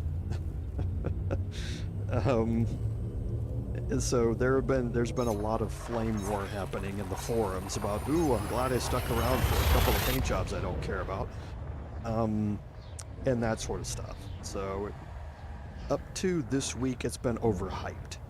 Now we'll go look at it real quick once we get back to the bubble and we finish running around picking up these other things. And I'm going to participate in it, and I'm going to explain to you kind of how to maximize your potential out of it. But it is just a cargo hauling community goal. It's a little different in that it has a large number of rare goods. Almost every rare good in in the galaxy is able to be used in this community goal. But there are also a limited, I think there's 4 or 5 regular commodities that you can buy anywhere at any station of the bubble that has them and turn those in as well. And that's the way you're going to want to do this to maximize your profits, because they have the best profit ratio in the quantities that are going to make a difference. And I'll kind of explain more of that once we get back into the bubble here. But yeah, it was a little disappointing when it came out. So everybody's kind of hoping that, and it's got a really ambitious goal. 350 million tons is a big number. We normally only hit somewhere around the 200 million ton or 250 million ton mark when we do these. And the kind of the heartburn of this means that we're not going to complete it. We'll give it a good stab, I'm sure, but I seriously doubt we're going to complete it. But yeah, because of that build-up, there's been a little heartburn over it. So we're kind of hoping right now that this is just the first week of a few connected community goals. Because right now we're just collecting some items. We still have to somehow get them out to Colonia, and what is that going to entail? And all that sort of stuff. So we're kind of hoping that there's going to be more to this with some more substantial rewards if you participate in all aspects of it. So that's kind of what we're all hoping right now. So I'm definitely going to participate on both my accounts, but right now it's a fairly straightforward cargo hauling community goal. But yeah, you should read the forums. Oh boy. Yeah, it's turned into a meme in there. Absolutely no doubt. And the funny thing is that the community manager who puts out the information about the community goals is kind of universally liked. She's got that, little old lady vibe going about her. So people aren't ever really, angry for the most part. But yeah, seeing all the snark that's happening is pretty funny.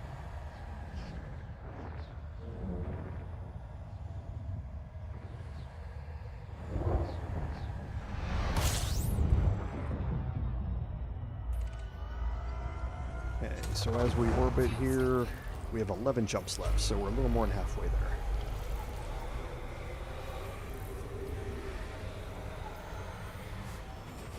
Frameshift drive charging.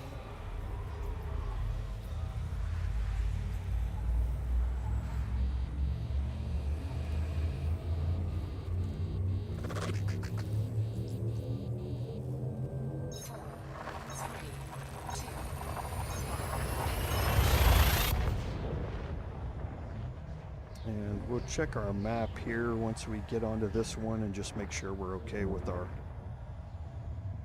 fuel scooping stars here. Because this is Class T, so we won't be able to scoop with this one. Yeah, we're still good.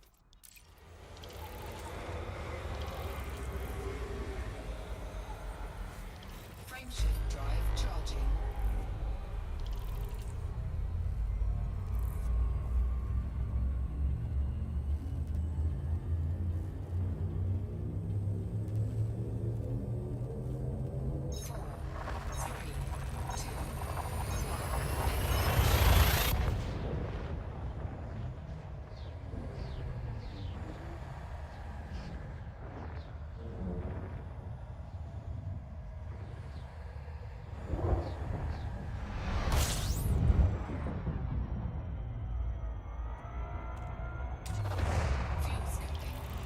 So we should get a lot of fuel scooped around this one. These Class F stars, you're slow to orbit them, so you normally stay around them longer. Okay, so there's a Class T. But the next one after that, I believe, is scoopable, so.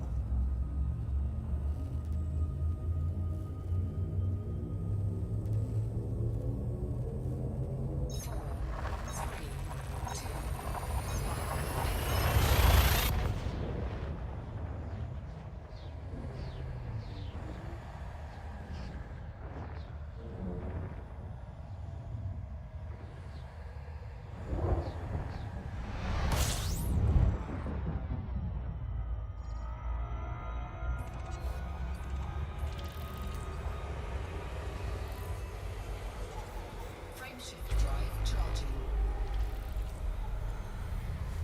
Okay, so yeah, Class M, we'll be able to scoop here. We've scooped enough that, yeah, we'll be able to scoop at the one after that as well. 4, 3, 2.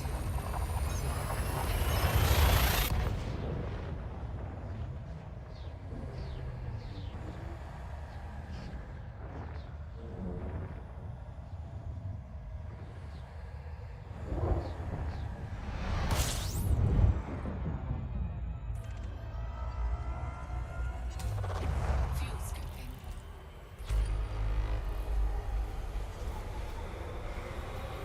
Frameshift drive charging. Okay, another Class F. Only 7 jumps left. And then once we get into the system, we won't necessarily land once we get back here.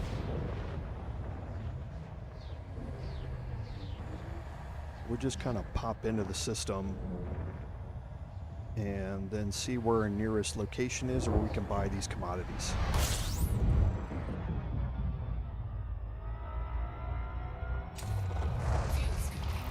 Okay, so this is our last main sequence star in the upper right. It's the last main sequence star on our route, so we're going to fuel up here. Now, we have meta alloys in our cargo hold, and thieves will want those.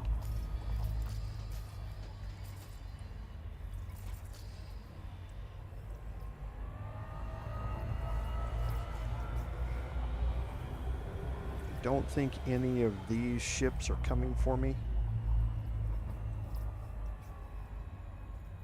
They haven't been talking smack in the chat, so I think I'm okay.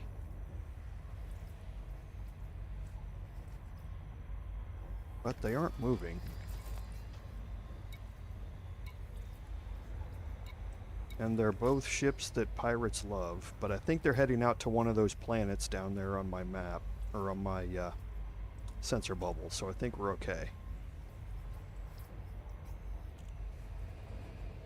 Yeah, the meta alloys in our inventory, you can see there's a galactic average of 200,000 per. So we have quite a bit of money here if we were end up going to selling those. We're not going to, but once we get closer here to the bubble, pirates are going to want that cargo of ours. So we'll need to be a little more careful. Fuel scooping complete. Alright, so let's get out of here. Frameshift drive charging. And we'll check our map. And we can make it all the way back without refueling.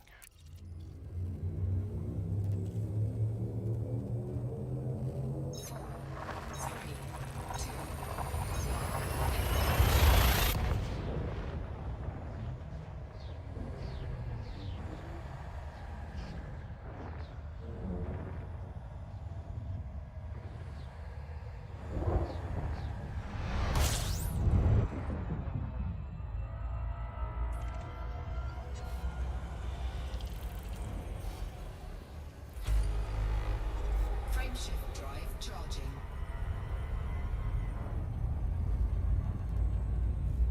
Okay, Class L, Brown Dwarf. On my way out, I encountered a neutron star. And whenever we pop into a system with one of those, you always get a little worried. Those are one of the few star anomalies that can actually get you killed fairly quickly.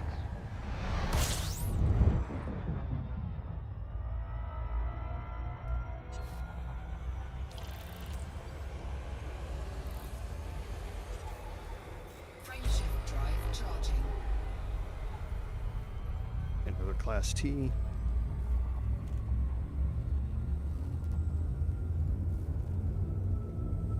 And again, I'm kind of watching my sensor bubble just to see if any ships fall in behind me.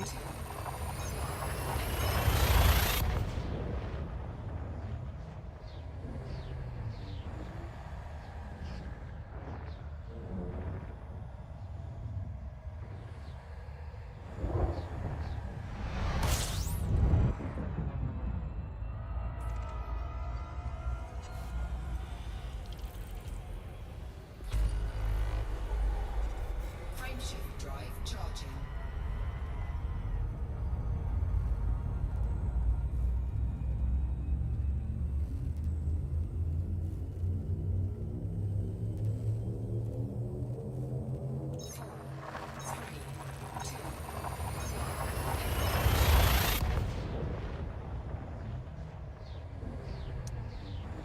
Okay, we're almost home.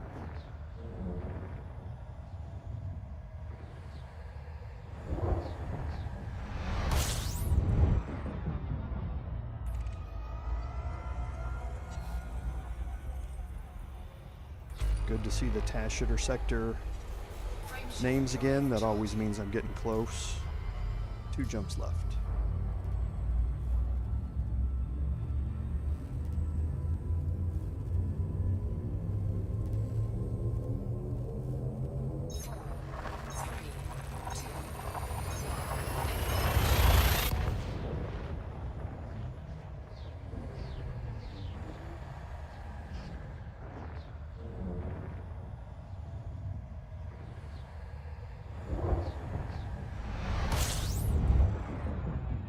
Okay, last jump.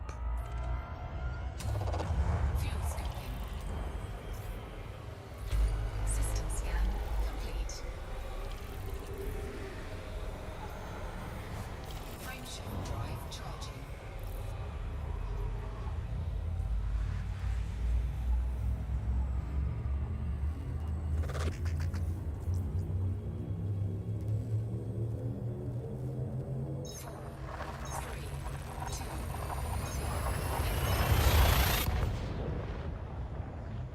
Okay, and now we're going to be on the hunt for these 3 commodities that we have to buy.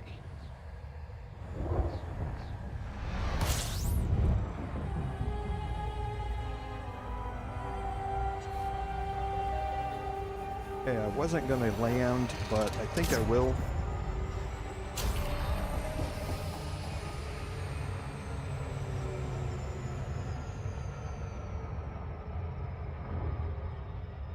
Just a refuel, so that way I don't have to worry about scooping.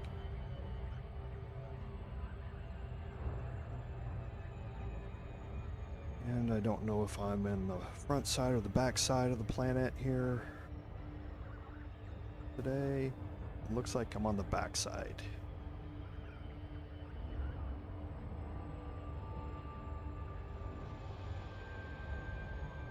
Orbit around.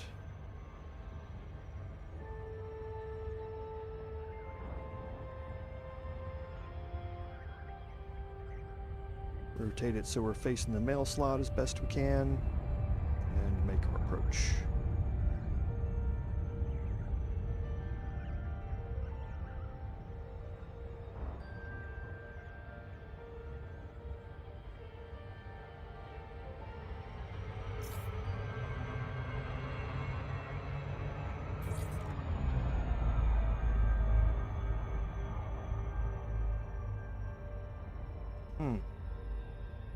Might have a DC here.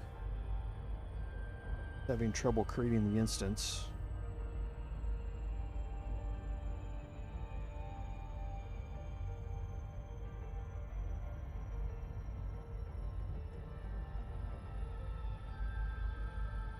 So we'll see if it comes back.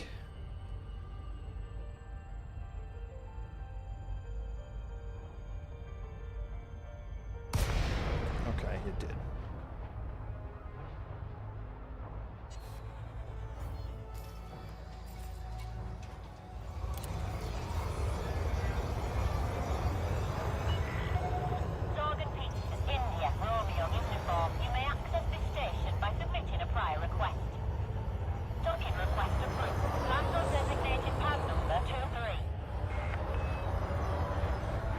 Okay, looking for 23. It is.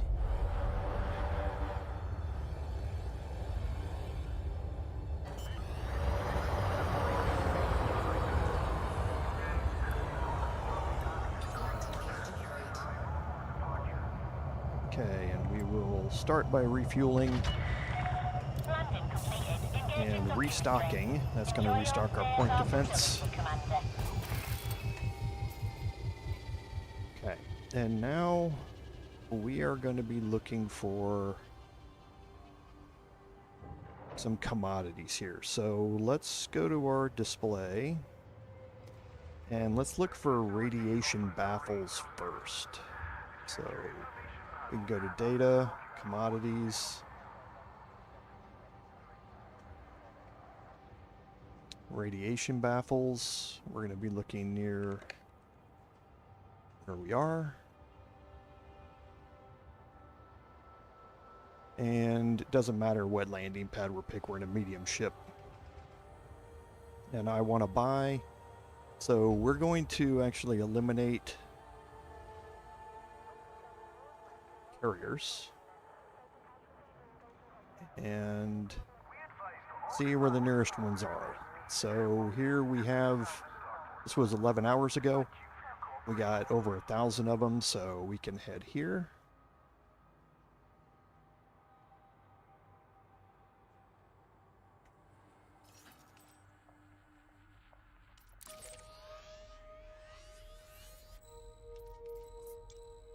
Never been there before, so we'll just plot a route and we'll head out. This is actually going to put us somewhat close to the community goal, so we may be able to stop in there. Detachment confirmed. Depart safely from the station.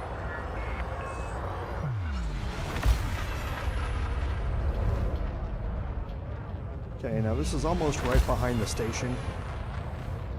It doesn't make any sense to turn around and boost toward the back of the station. You stay mass locked longer when you're doing that, so just come out of the station and boost perpendicular to it until the mass lock disappears.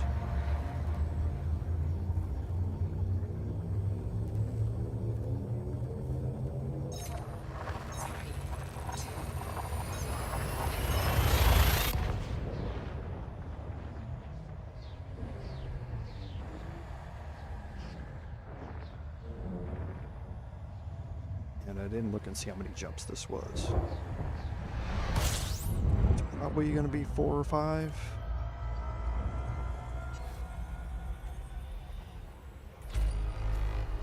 Yeah, 5.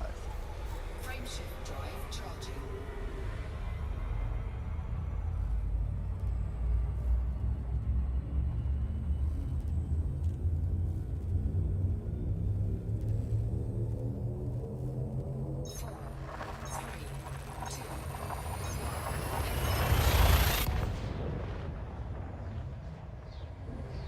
And there is the possibility that if you put both of those commodities in and search at the same time, that you'll find a station that has them both. It hasn't been my luck with these 3 commodities. The HN shock mounts are pretty rare, but all of these commodities are not necessarily easy to find, so it's very unlikely that you're going to find all or even 2 of the 3 at the same station, but you can try and search and see if you find one.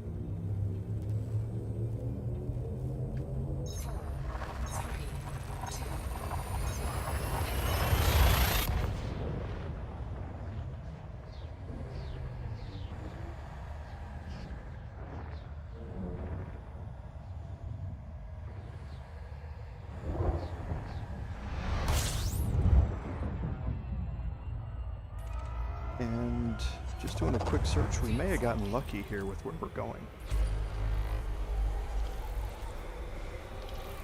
Frameshift drive charging. More jump after this? Yes.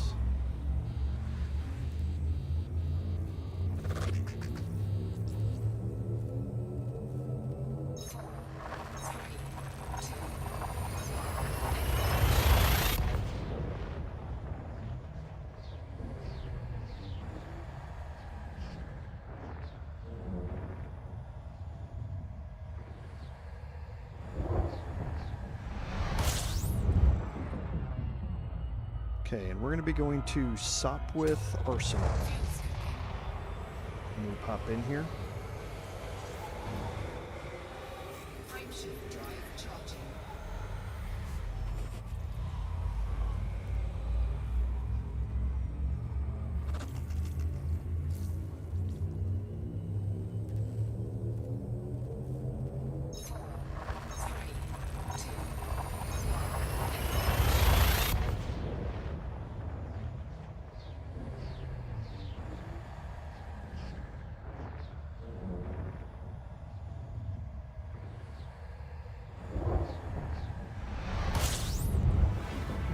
So let's go to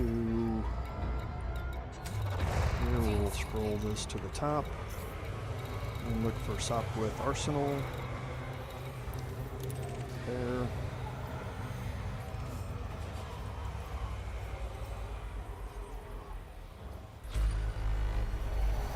We got plenty of fuel, so we'll just boost down to the star's gravity.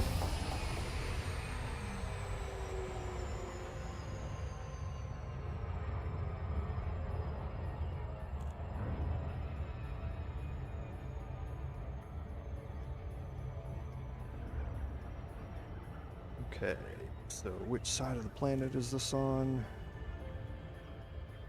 Looks like it's on the far side.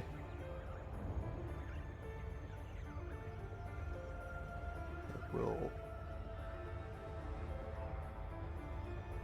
circumnavigate the planet again.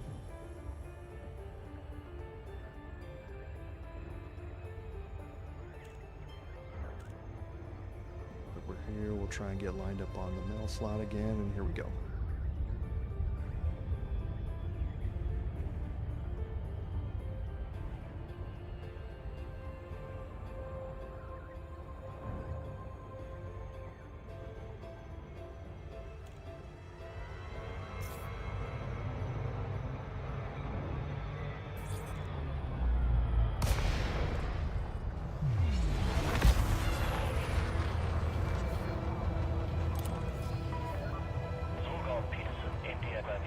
And when I'm making my approach, like I say, I'm strafing right, or I'm translating right. I'm kind of keeping my cursor halfway in between the center of the station, that partial circle on the left there, and the mail slot. And that kind of gets me a good distance out in front of the mail slot when I'm here to make any adjustments and that sort of stuff before I come in. Just another little trick to navigating.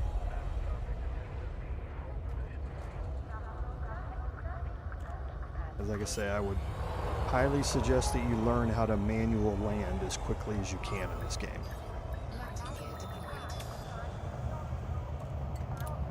Alright, so let's go to Starport Services and see what we can find here. Enjoy your stay, Commander. Your comfort is our top priority. So we're looking to buy, and there's HN shock mounts right in the middle. So we are going to find 2 here, so we need 8 of these. Okay. We need 22 radiation baffles.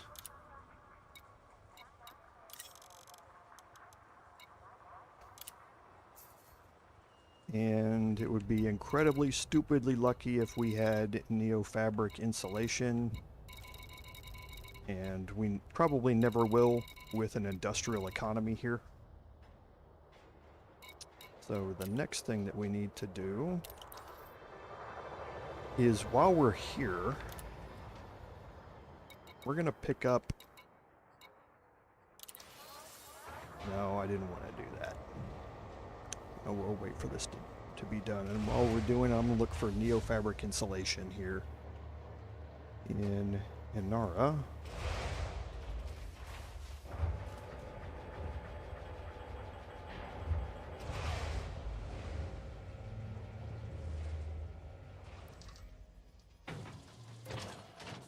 Okay, I didn't want to be in outfitting. I wanted to be in advanced maintenance. We're going to repair our ship, but we're also going to pick up... Oh, I can't do limpets. I think. 'Cause I think I left my limpet controller back at home for the extra cargo space. Nope, I've got it. I've got a limpet controller. So... let's go to advanced maintenance, and just to make our lives a little bit easier, we're gonna pick up like 5 limpets. Now limpets take cargo space, so just keep that in mind. And now for neofabric insulation, ooh, only 7 of them there. Let's go to this different one. That was 2 days ago.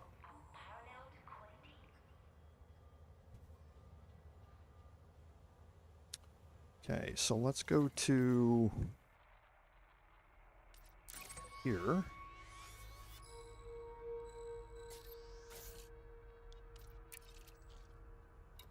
And we will go to Meyer Synthetics. Now, neofabric insulation is only found at surface installations, I believe. I don't believe you can find it at any of these Coriolis stations.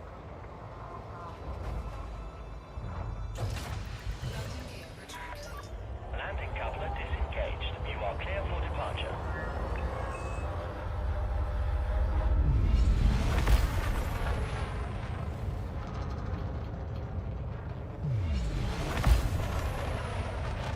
So should only be a couple of jumps. Yep. Frameshift drive charging.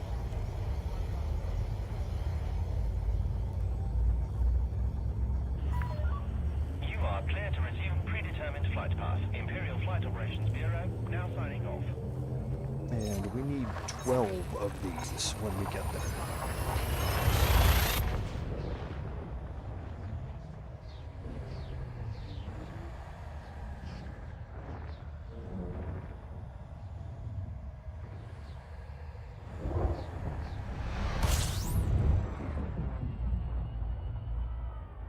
Alright, last jump.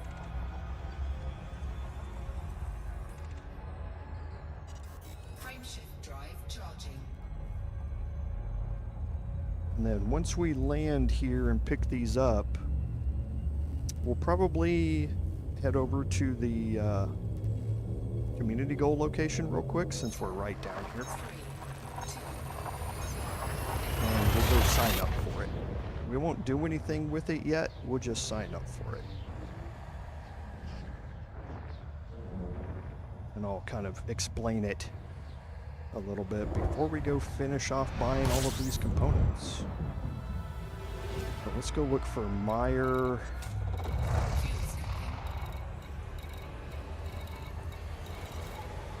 Oh, yeah, we won't be able to do that. Fuel scoop disengaged. This is in A3. Whoops, not that map. This map. So A3 is right there. I'm telling you, Peter, I mentioned it a long time ago. I started out playing on controller, but as soon as I could, because I was on console, as soon as I could, I bought the world's crappiest Thrustmaster joystick and throttle for Xbox, because it was the only one available for it. But yeah, things are so much better if you have a hands-on throttle and stick setup. It's having access to all 6 axes of flight at the same time and readily available it's a game changer. It really is. Okay, so now that we're getting close, let's go look for Meyer right there. And we'll make our approach. And this looks like it's on the front side. So I'm going to need to slow down quite a bit for this. May actually offset a little bit.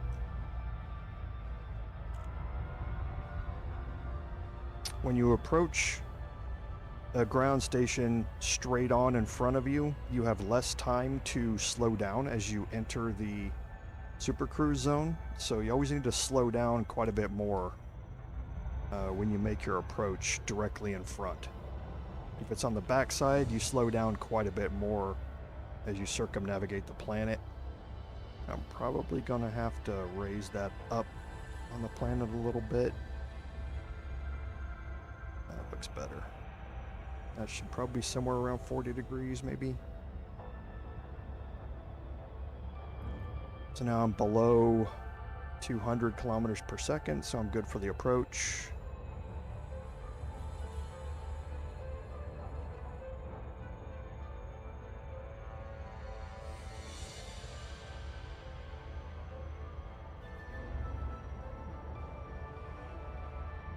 Orbital flight engaged. So yeah, somewhere around 40 degrees, looks like it.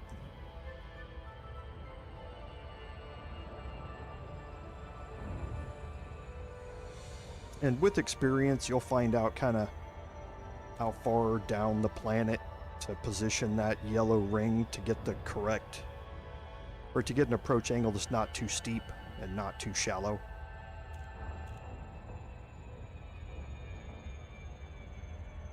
This ship has an increased angle of approach on it, so I think I can go up to 55 degrees or 60 degrees on this. I normally try and keep it somewhere around 40 to 45. So this approach was a little bit shallow, so it's going to take me longer to get down to glide range. I don't claim I'm a perfect pilot. I am a little better than average, but certainly not perfect. Okay, and then we're going to go to our contacts, watch the distance tick down to 7.5 kilometers. Docking request granted. Request docking.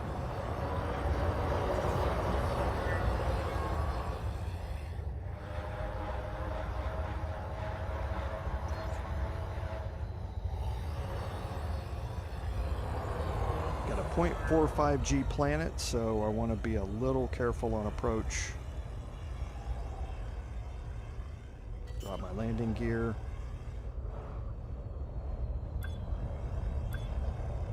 Landing gear deployed. Docking successful. Okay, Engines disengaged. and let's check the commodities market here. And we should find Neo Fabric insulation. Oh, there it is. And we need 12 of this, right? Let me just verify that. Yes, we need 12. Okay, so now if we bring our display back up, see that the only things that we're missing are the Titan drive component and 7 propulsion elements. We're going to get those in the exact same place, but first we need to go get the corrosion resistant cargo rack here. And to unlock those, you need to find a technology broker. Okay. And actually, we don't want to be here. We want to be here, and we're going to go looking for stations that have a human technology broker at it. And we're near to CZ LX-T B3-4. Okay, so the nearest one's at the gatehouse, which is 1 jump away. So we'll copy that.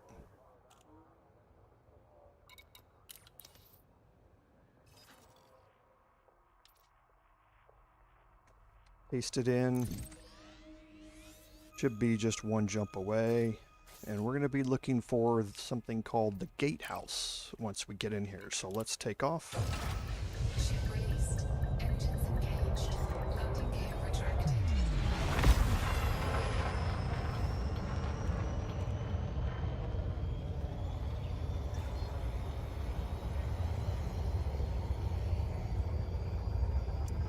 So yeah, Peter, when you dock, when the pad lights up, you need to approach the pad so that the number is in front of you.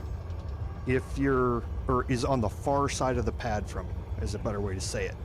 If you approach, the pads are one way. So when you're centered over the pad, the number should still be in front of you. If you approach it so that you hit the number before you hit the center of the pad, you're gonna have to turn your ship 180 degrees to land.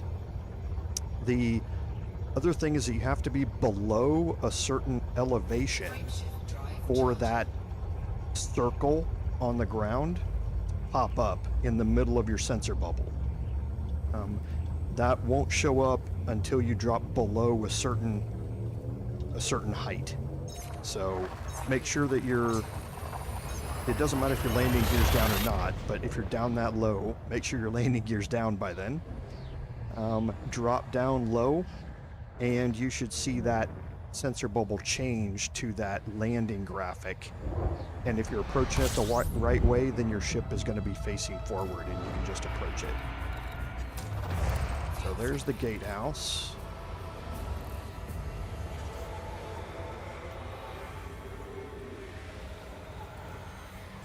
Fuel scanning complete.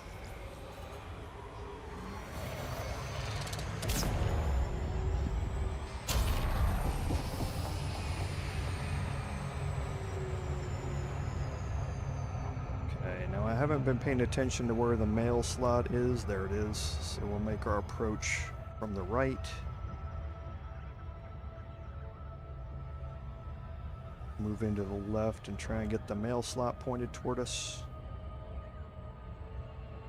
And it looks like this is on... I can't tell. We'll have to get a little closer. It's on the near side of the planet, so we can just make a straight approach.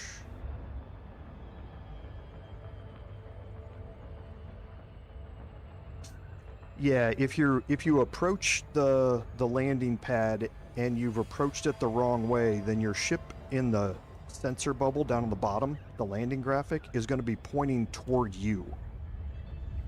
Your ship should be facing away from you in that landing graphic. We'll see it here in a second.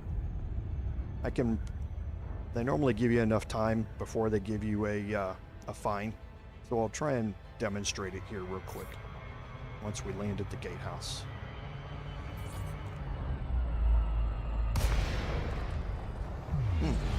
Not lined up perfectly with that one. Again, 7.5 kilometers. Look at that, we are lined up perfectly with that thing. And again, if you don't roll, the station's going to roll away from you, so you need to roll with it to keep yourself lined up with the mail slot. So we're going to pad 11, and pad 11 is down below us.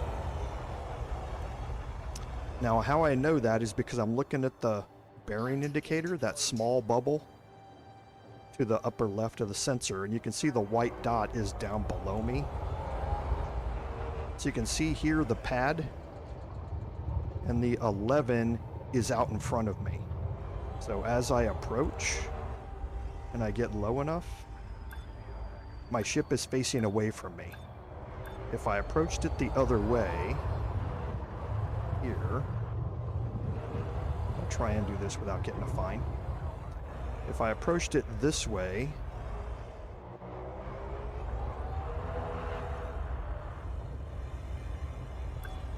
you see my ship is facing the wrong way. And now if I try and land here, it's not going to let me. It's blue, but the center dot is still red. So I'm lined up, but it's not going to let me land. So what you need to do is approach the pad from the correct direction. And then when you come in, now you can land. Okay? So that's probably what was going wrong. Docking complete. Grind crew dispatched. It's good to have you with us, Commander. So we're going to Starport Services, and we're going to go to Contacts, and you should see a technology broker. Okay, now you can unlock certain things in here. This is a bobblehead. This is something that you can put on the dashboard of your ship. And it will tell you that you need a Thargoid heart to do that. You only get that from killing an interceptor. There are hard points that you can unlock here, and they all require, again, different things to unlock them. But we are going here, and we're going to the Anti-Corrosion cargo rack, and you see we have everything to unlock it. Now these are unlocks, which means once you unlock the technology, you can then buy them in the outfitting. There are other things which are not unlocks, they are purchases, and it says that you'll need materials and you'll get one of them. It will tell you. If you get to that, it will tell you that you're going to purchase an internal module, and it will be deposited in outfitting for you.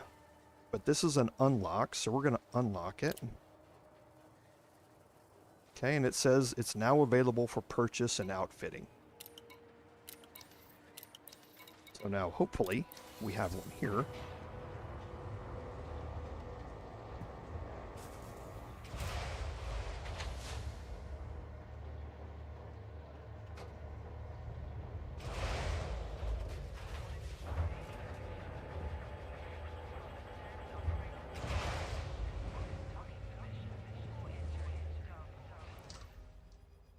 Okay, and we're going to go to our optional internal.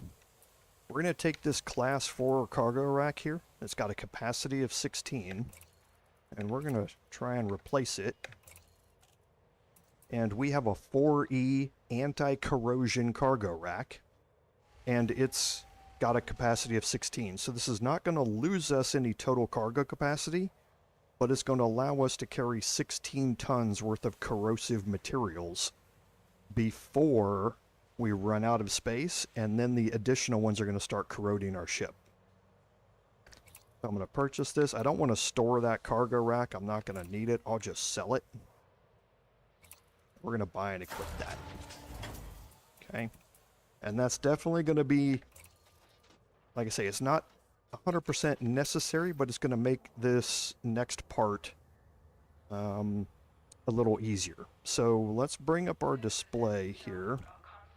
The next thing that we need to do is look for a station, and we're in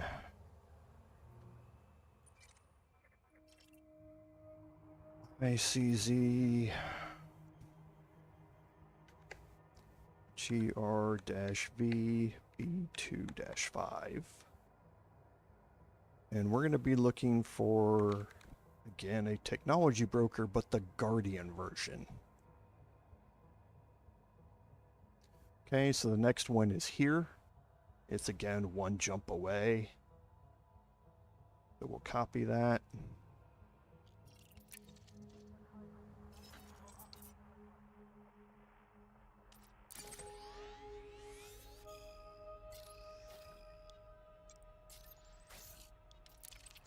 And we'll launch. And this is where you're going to be able to buy your Guardian items. Okay, we've got 3 fighters that we need to unlock, and we need to unlock the Guardian FSD booster. Disengage from landing pad. You are go for departure. Again, this exit point's behind us. I'm just going to boost perpendicular to the station. Now I can Drive charging. move back toward it.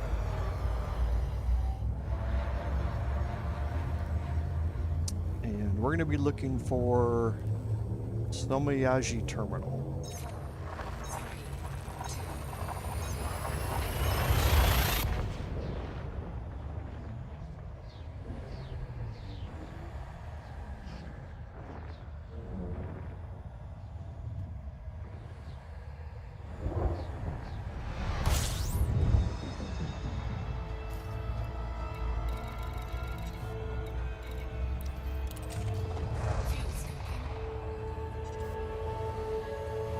So we'll boost to get out of the star's gravity. We're already facing the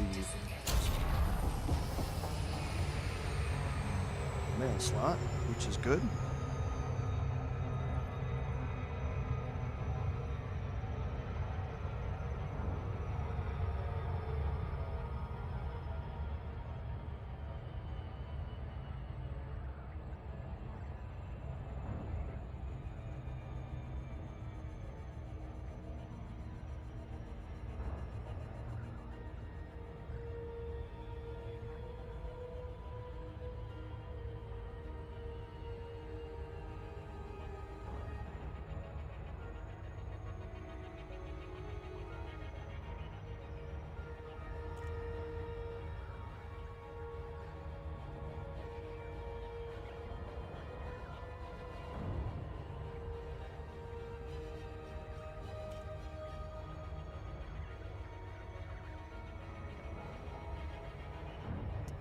Alright, we'll make our approach here.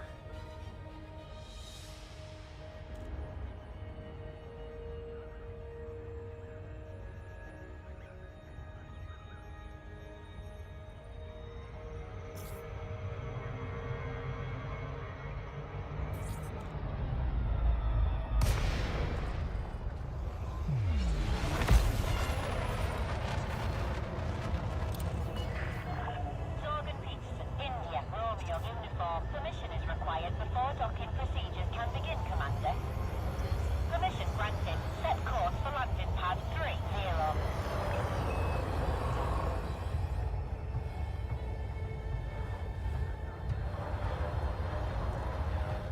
Okay, looking for 30. There it is.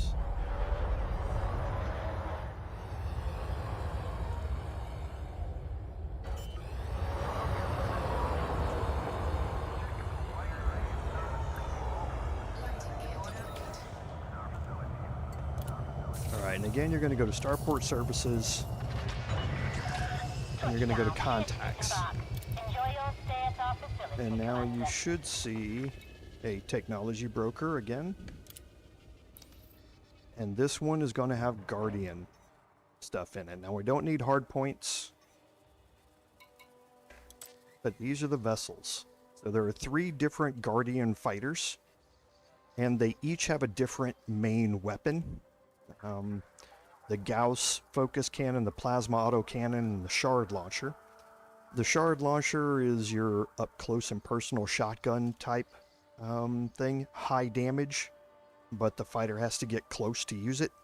The plasma autocannon is like your rifle. It's medium range, repeating damage, low individual damage per shot, so you have to land a lot of shots to do continuous damage. The Gauss focus cannon is your long-range sniper rifle. So it doesn't shoot nearly as fast, but it does high damage when it does hit. So if we select one, you can see that we have all the materials here to unlock it. Okay, so again, it's now available for purchase.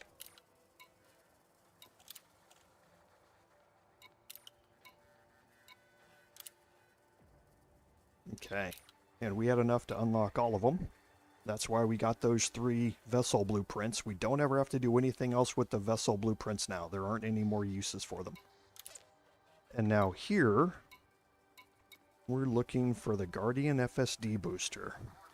This is something that I highly recommend you unlock as soon as you can. And that's why we've kind of pushed this gameplay loop up early into the series. We have enough here to unlock it. We also have 8 modules. Module blueprint fragments. 1, 2, 3, 4, 5, 6. And there are two more that you don't see here. So the Guardian modules will unlock the FSD booster. And now it's available for purchase and outfitting. So now let's go into outfitting and see if they have this here. I don't know if they will.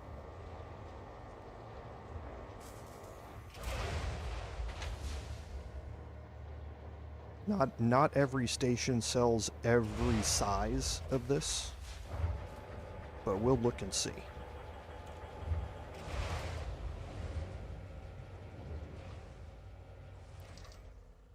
Okay, so again, this is an optional internal for us. Now what I want to do is sacrifice this Class 5 cargo rack. That's going to leave me with 64 cargo capacity here and 16 cargo capacity here. That's 80. The reason I chose that number is because the Suntail relics spawn normally with 80 tons worth of them. So if you're using the ship to run relics, you can get the maximum amount in this standard build. If you need more, you can drop off the Class 3 slot and get 8 more cargo space in there for 88. Or you can, if you're transporting them just a short distance where you can get all the way from one station to another without refueling, like we certainly can after we do this, you can drop your fuel scoop and pick up another 16 tons of cargo space if that thing goes up to like 100 tons if it's in boom state. So, but we're going to sacrifice the 5E cargo rack. Now, before we do that, we want to look and see how much cargo space we have, or how much cargo we still have in our inventory. We need to have less than 80. So let's go inspect our inventory. So all we have is 5 tons worth of limpets, so we're perfectly fine to go buy this. If you're going to sell cargo or get rid of cargo racks and you have more cargo than what you'd have remaining afterward, the game's going to warn you, and if you continue to do it, it's going to delete that cargo. So let's go here, we'll replace the module, and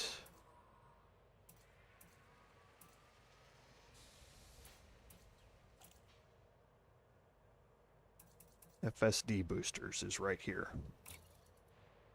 So they have a 5H. That's the one we're looking for. So again, we're going to sell this cargo rack. I don't need it. And now look at our jump range. So now if we're fully loaded, we're at 41. And previously we were at 22, I think. We had 37.7 as our current jump range, and now we're up to 48.22. Okay, now you can see what that does to our power usage. Okay, so we can't deploy our hard points without going over our total power usage. So how do we deal with that? You go to your module or to your modules here, you can set priorities. Okay? So what we want to do is set some things to turn off that we're not going to need if we deploy our hard points. And in this case, one of them would be our frame shift drive. We aren't going to need that if we're like opening our cargo hatch or something like that, because we're in normal space and we're not going to need to jump out and that sort of stuff. So you also wouldn't need your fuel scoop at that point, because you're not trying to scoop fuel with your hard points deployed. So this is what you can kind of do, is you can turn things, give it a lower priority, so that if you do go over your power plant limit, it just turns those modules off. We won't need our planetary vehicle hangar if we're deploying our hard points. So that's how you get around that until you get a power plant that's going to work for your ship. So now Last thing that we're going to do today is go on a hunt. The Titan drive components and the propulsion elements, Thargoid, you can get in the same location. And like I say, the Titan drive component is caustic, so when you pick it up, you need to have an anti-corrosion cargo rack. You're going to start taking damage. So, where do we find those things? Lucky for us, they are marked on the map here. And they're marked by these symbols here. So, back when the Thargoid invasion happened, Thargoid Titans, their motherships, entered the bubble in various locations, and humans had to find ways to combat them and destroy them. Well, they are now destroyed, but the remains are still here. Now, this one's at Sol, which is our solar system, so yes, Earth is in the game, but it says you need a permit. I haven't unlocked the permit yet for that system, so I'm not going to go there. We're kind of down here a little bit low in the bubble. So looks like we'll go to HIP 30377. Okay, and we can get there without fuel scooping.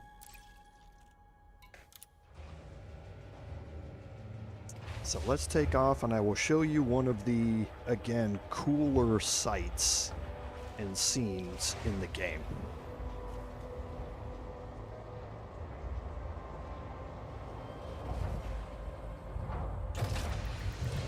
For those new players, you won't have gotten to participate in the Thargoid War, since obviously it's over now, and, well, I shouldn't really say that. It's currently in a ceasefire that the humans have been able to dictate the terms of. I'll say that.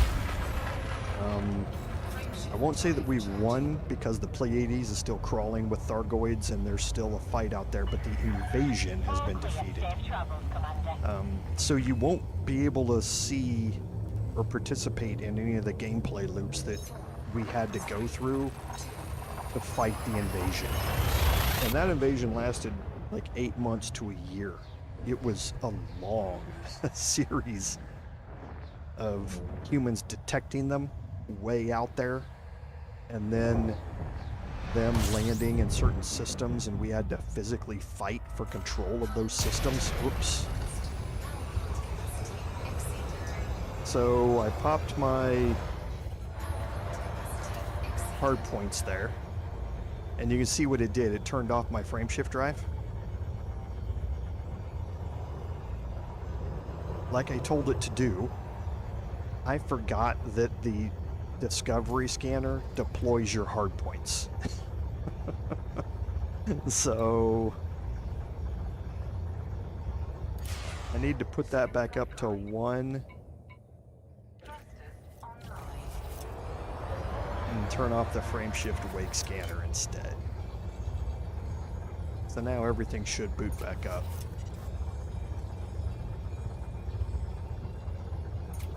Yes.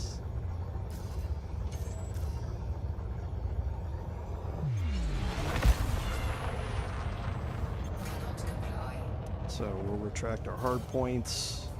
We'll take off. So once you lose all power to your ship, it's going to turn your shield off, so you can see it's currently recharging.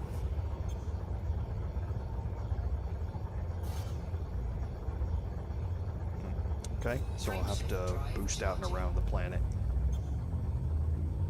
4, 3, 2, 1. I forgot about that. At the stage of the game my personal account's at, I never have to worry about a power plant that's undersized because I'm engineering it.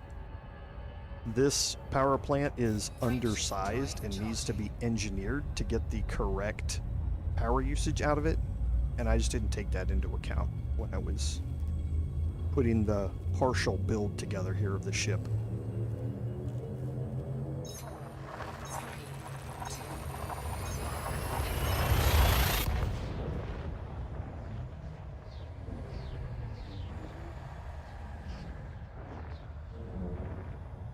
but I'm going to need access to my cargo hatch, so wanted to make sure that that was not something that got turned off. Because I'm going to need to be picking up some stuff in here once we get there. Frameshift drive charging. Got 3 jumps left or so? Only 2 jumps. Okay, good.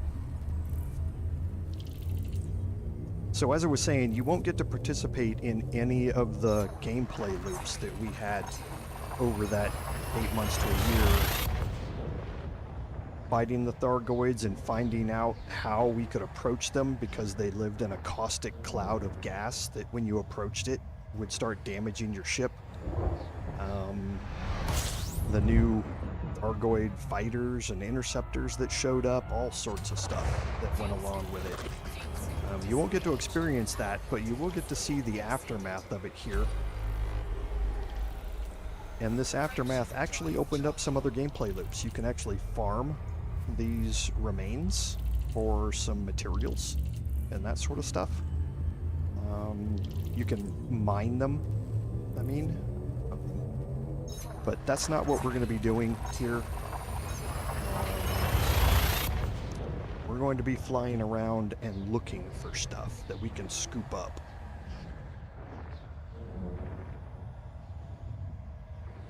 And we'll see how quickly we can find these things.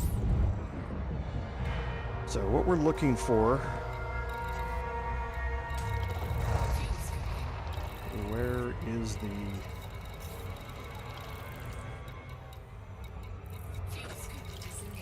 nav beacon? Power plant capacity exceeded.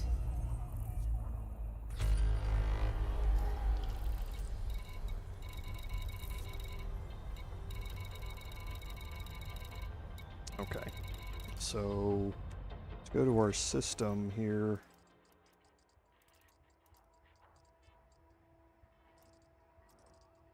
There's the Titan. And we gave them names so we could keep them apart, or tell them apart. I don't want to turn around and fly into the star, so...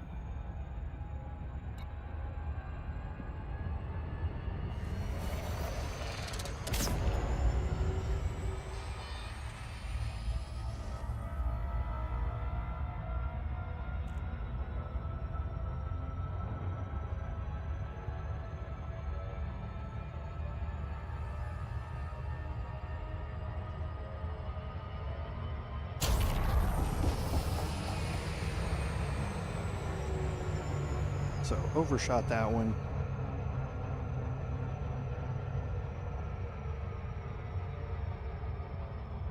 Not too bad.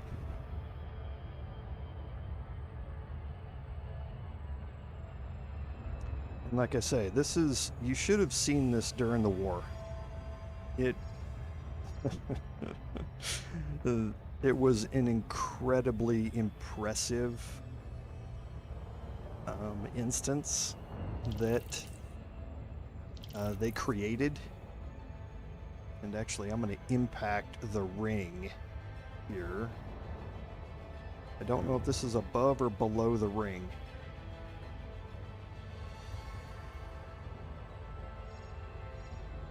Let's see. We'll try and make our approach and see where it is.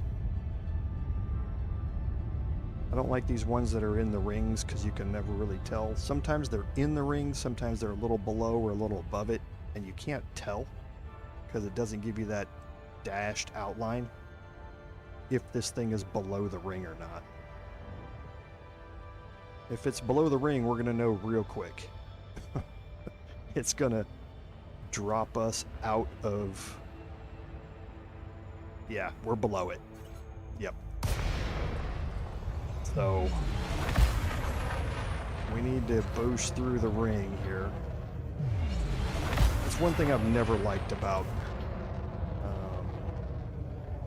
approaching signals that are around ringed planets.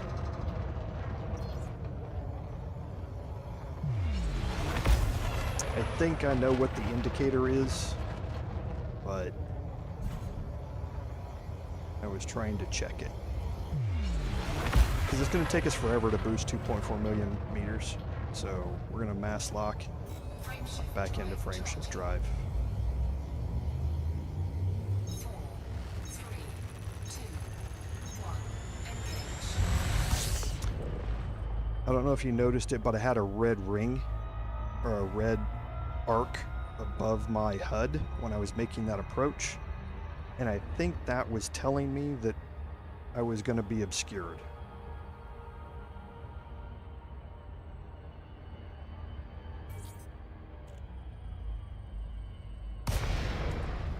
Okay, now these are the remains of that Titan. As we make our approach, kind of turn on my night vision so you can see it. It's kind of ominous how it's appearing out of the night vision.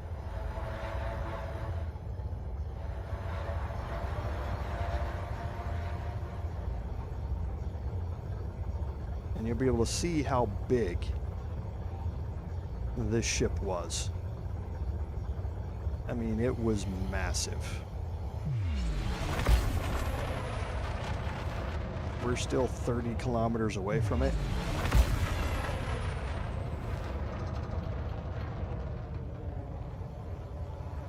Okay, so what do we want to do? Well, you constantly want to be monitoring your contacts panel while we're here, while we're in this instance. As you get closer around the 12 kilometer mark or so, 12 to 15 kilometer mark, you're going to start seeing in the sensor globe in the middle contacts popping up. Okay, now there's a white one. So that is a Thargoid Orthrus tissue sample. That takes cargo, so that's something you can scoop up and sell if you want. We're not interested in it. There's another one. That's a wreckage component. So again, this is a material. This is a Thargoid wreckage component. So you can scoop this up. You can see down on the lower left, I'm probably going too fast. Yeah. But if we open our cargo scoop, Target scope deployed. we can line up on it just like everything else. You need to stay below 40.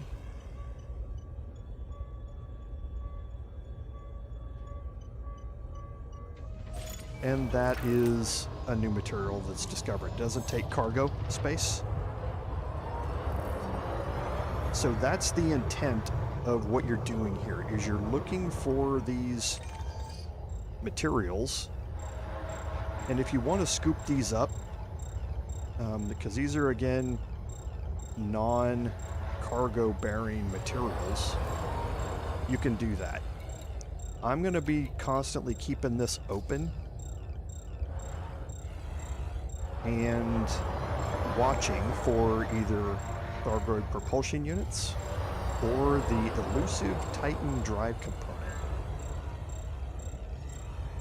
That's what we're ultimately here looking for, is the drive component. And they're pretty rare.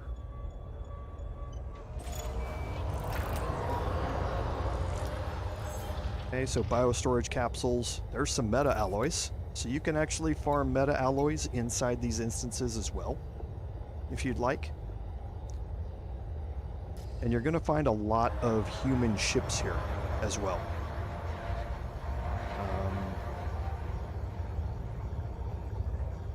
They're out here doing the same things kind of that you are, but they're also kind of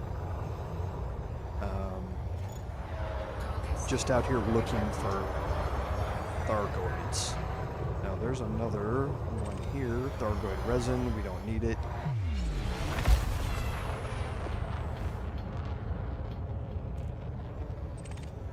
Biostorage capsule.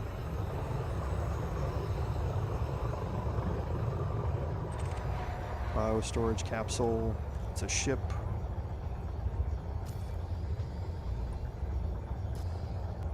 And this is what you're going to do, is you're going to just fly around, you're going to look for the white material contacts.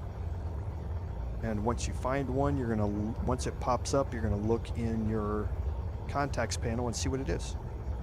Now these fields of debris, like this are common places to find a lot of things. So it's always good to kind of hang around them.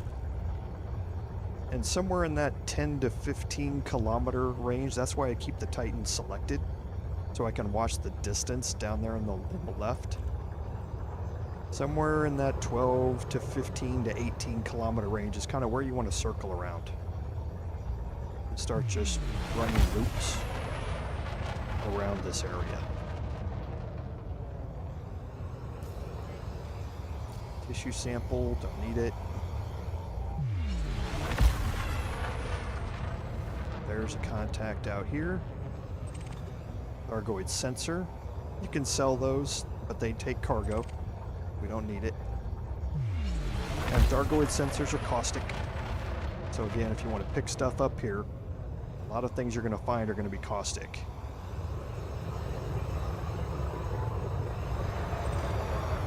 Like these caustic shards. Well, these are materials. I'm going to go pick this up. Too fast.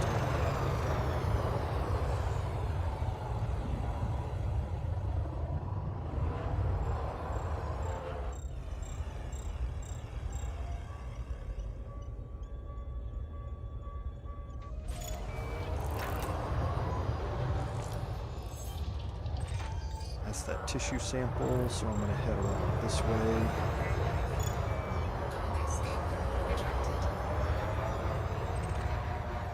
That's the sensor.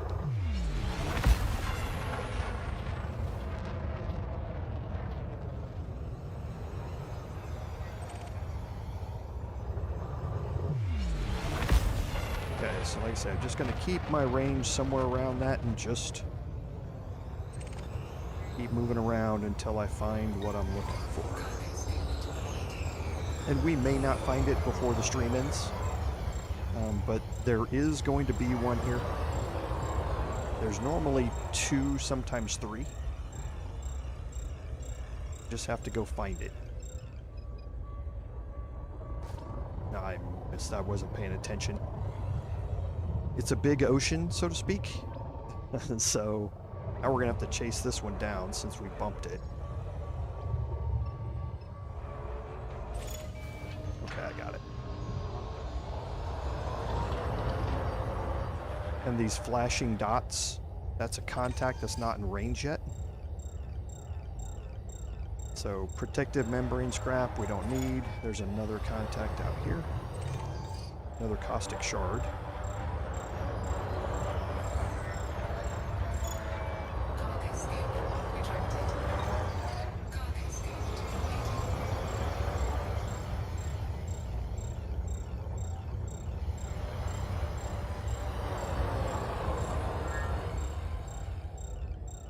Like I say, the things you're looking for are out here. You definitely want to do this in solo because you will be competing with other pilots for these. And it's a very popular place to be out here, farming Thargoid stuff. So you definitely want to do this in solo, not in open. Well, unless you're just glutton for punishment.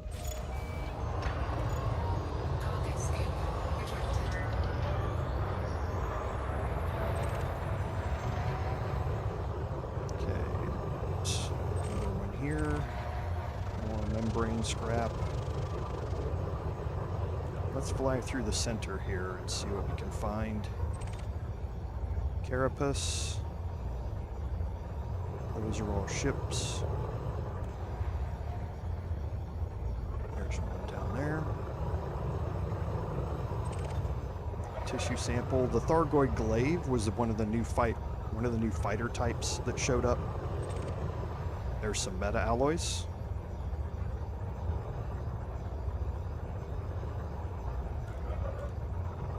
It's not nearly as quick to farm meta alloys in here.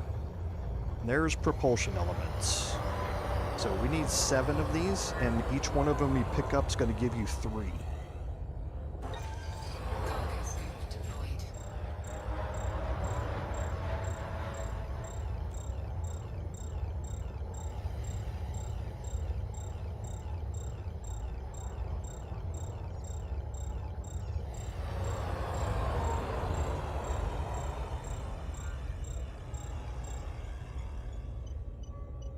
And I'm kind of guessing a little bit because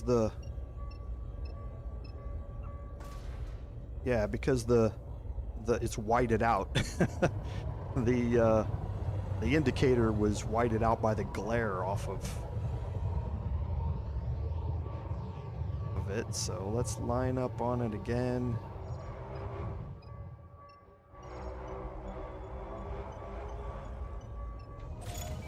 There we go.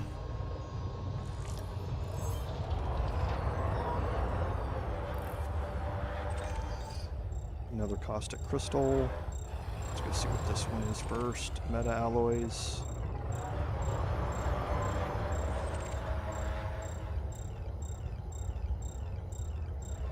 It would be nice if I'd find the drive component before the end of the stream, but...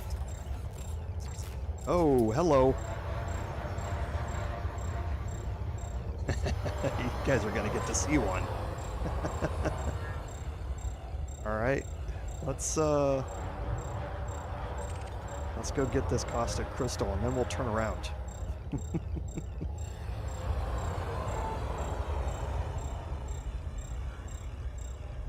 It's been a while since I've actually seen one pop in.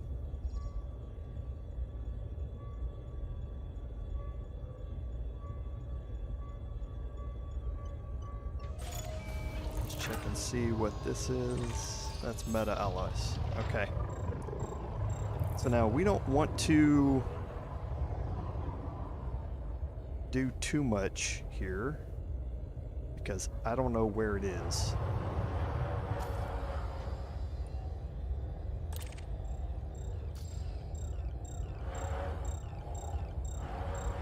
But you saw a frame shift anomaly pop up. That's what you get when a Thargoid interceptor pops in. Now it's going to be closer down toward the center. And there's probably going to be a fight going on with all these AX ships that are here. It's pretty rare that this happens. Oh, I didn't slow down. Was not paying attention. And meta alloys. Okay, so let's head back toward...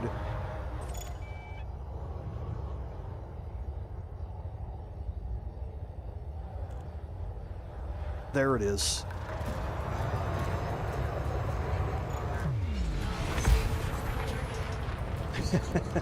Okay, you see it? You can now hear it. It's behind me, or it's to my right. It showed up briefly, and you can see there's an AX ship that's responding to it. There it is, right there.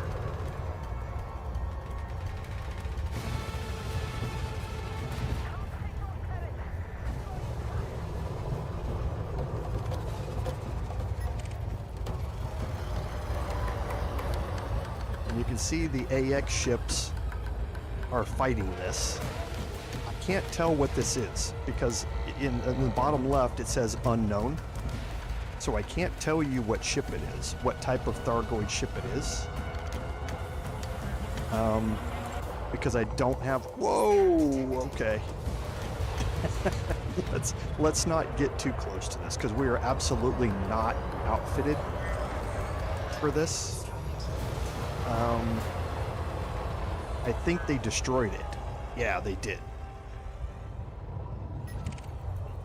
So that's what the destruction was, and they're gonna jump out now. But yeah, there was a Thargoid jumped in, and you can see they're repairing my ship right now. So when it happens, the AX ships go out and they start fighting the Thargoid. You don't have to get involved. At this point in the game, I would highly suggest that you do not get involved, because you can get your ship coated with acid, and if you don't have a way to burn that off, then it would just bring your ship up until you land at the station, and hopefully you make it there in time. but it is something cool to witness, kind of hanging around the outskirts of it.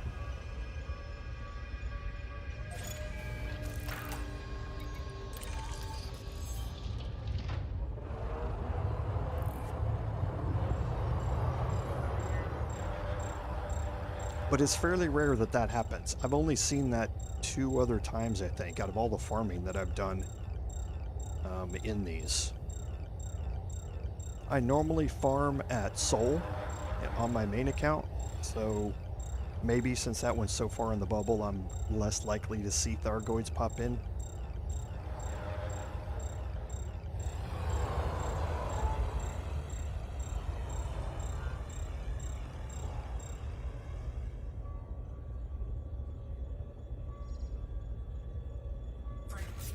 There's another one.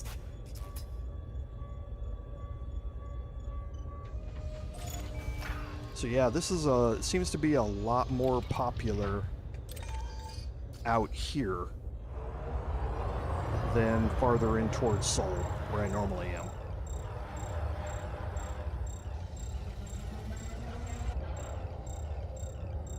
I still don't. Oh, I saw his disruption wake. As soon as we pick up these corrosive mechanisms, we'll turn and look at this as well.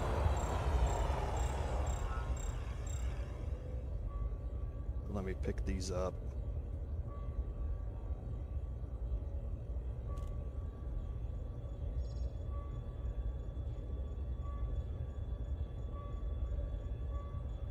And let's make sure that that new contact is not a drive component.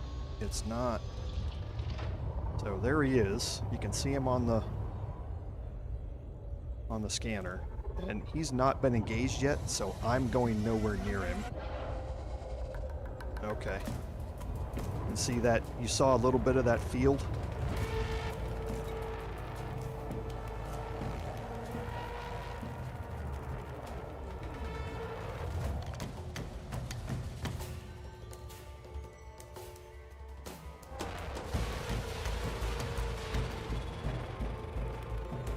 And I just really don't want to get my ship coated with acid or anything. Oh, he's angry at me. He actually turned red. Aggro. And you see that little swarm? They release these swarms that go attack the ships as well. Scan detected. Looks like they're dead. Yeah. What is this? Oh no, there's an interceptor. Big boys joined the fight. So yeah, we definitely don't want to be anywhere near this.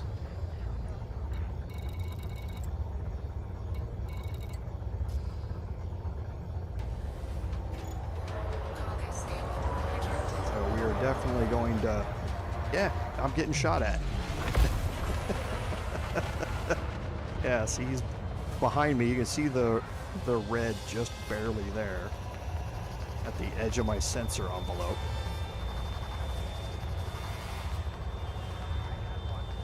But yeah, now he's gone, lost aggro. I'm still looking around for components and that sort of stuff. And these are wakes.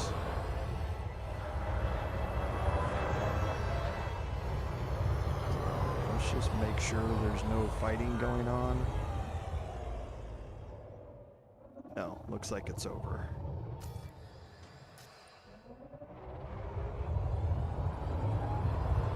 So yeah, we're getting a lot of Thargoid action out here.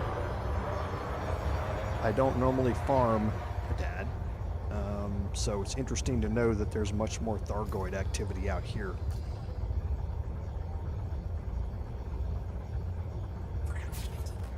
Yeah, they come in all the time out here, so this isn't nearly as safe a farming spot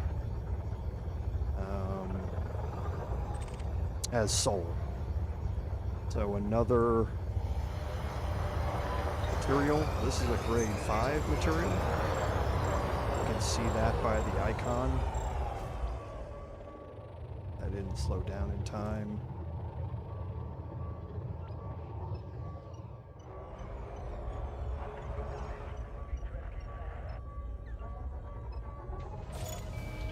Okay. There's another caustic shard. It looks like we're not going to find one today before the stream ends. But you get the idea about what you're doing. Is you're flying around, you're looking for the white signal sources, and you're flying toward them and you're scooping them up. You do not have to use your limpets to do it. You can scoop these manually like I'm doing right now.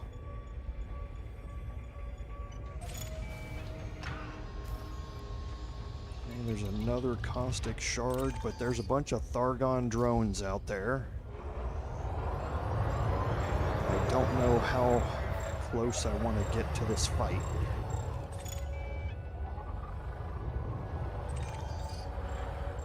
Because this is almost going toward the Thargons. So, this probably is not the brightest move I've ever done in my life.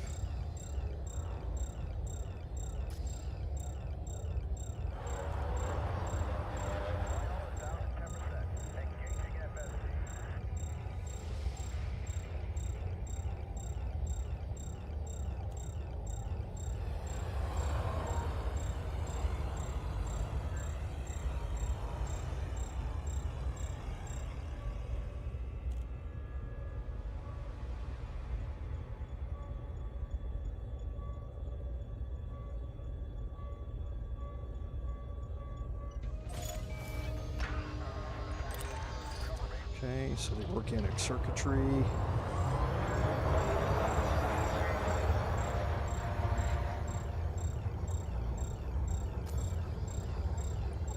Biostorage.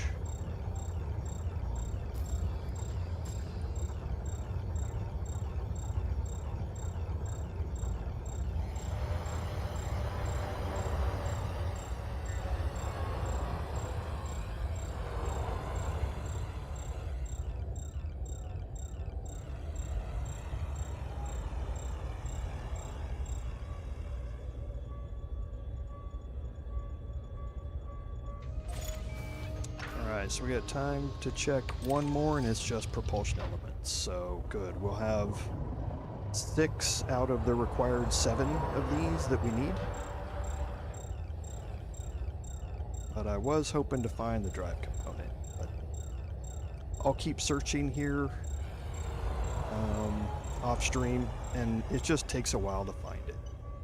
Like I say, there are only a couple of them in this big volume of space here. So you kind of have to just troll around and keep looking for it.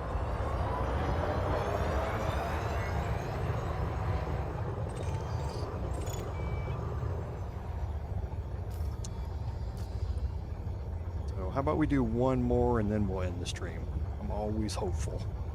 Let's look for one more white material contact.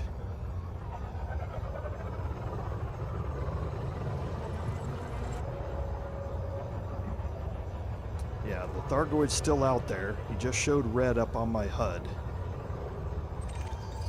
Nope, corrosive mechanism, so I didn't find one, but I will find one off stream. So when we come in next time, we will start off by buying the best frameshift drive in the game.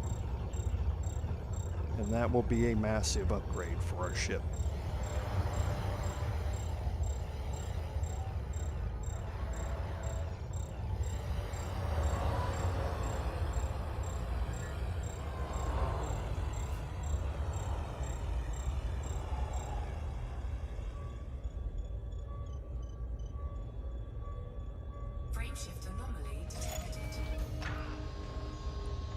Okay, so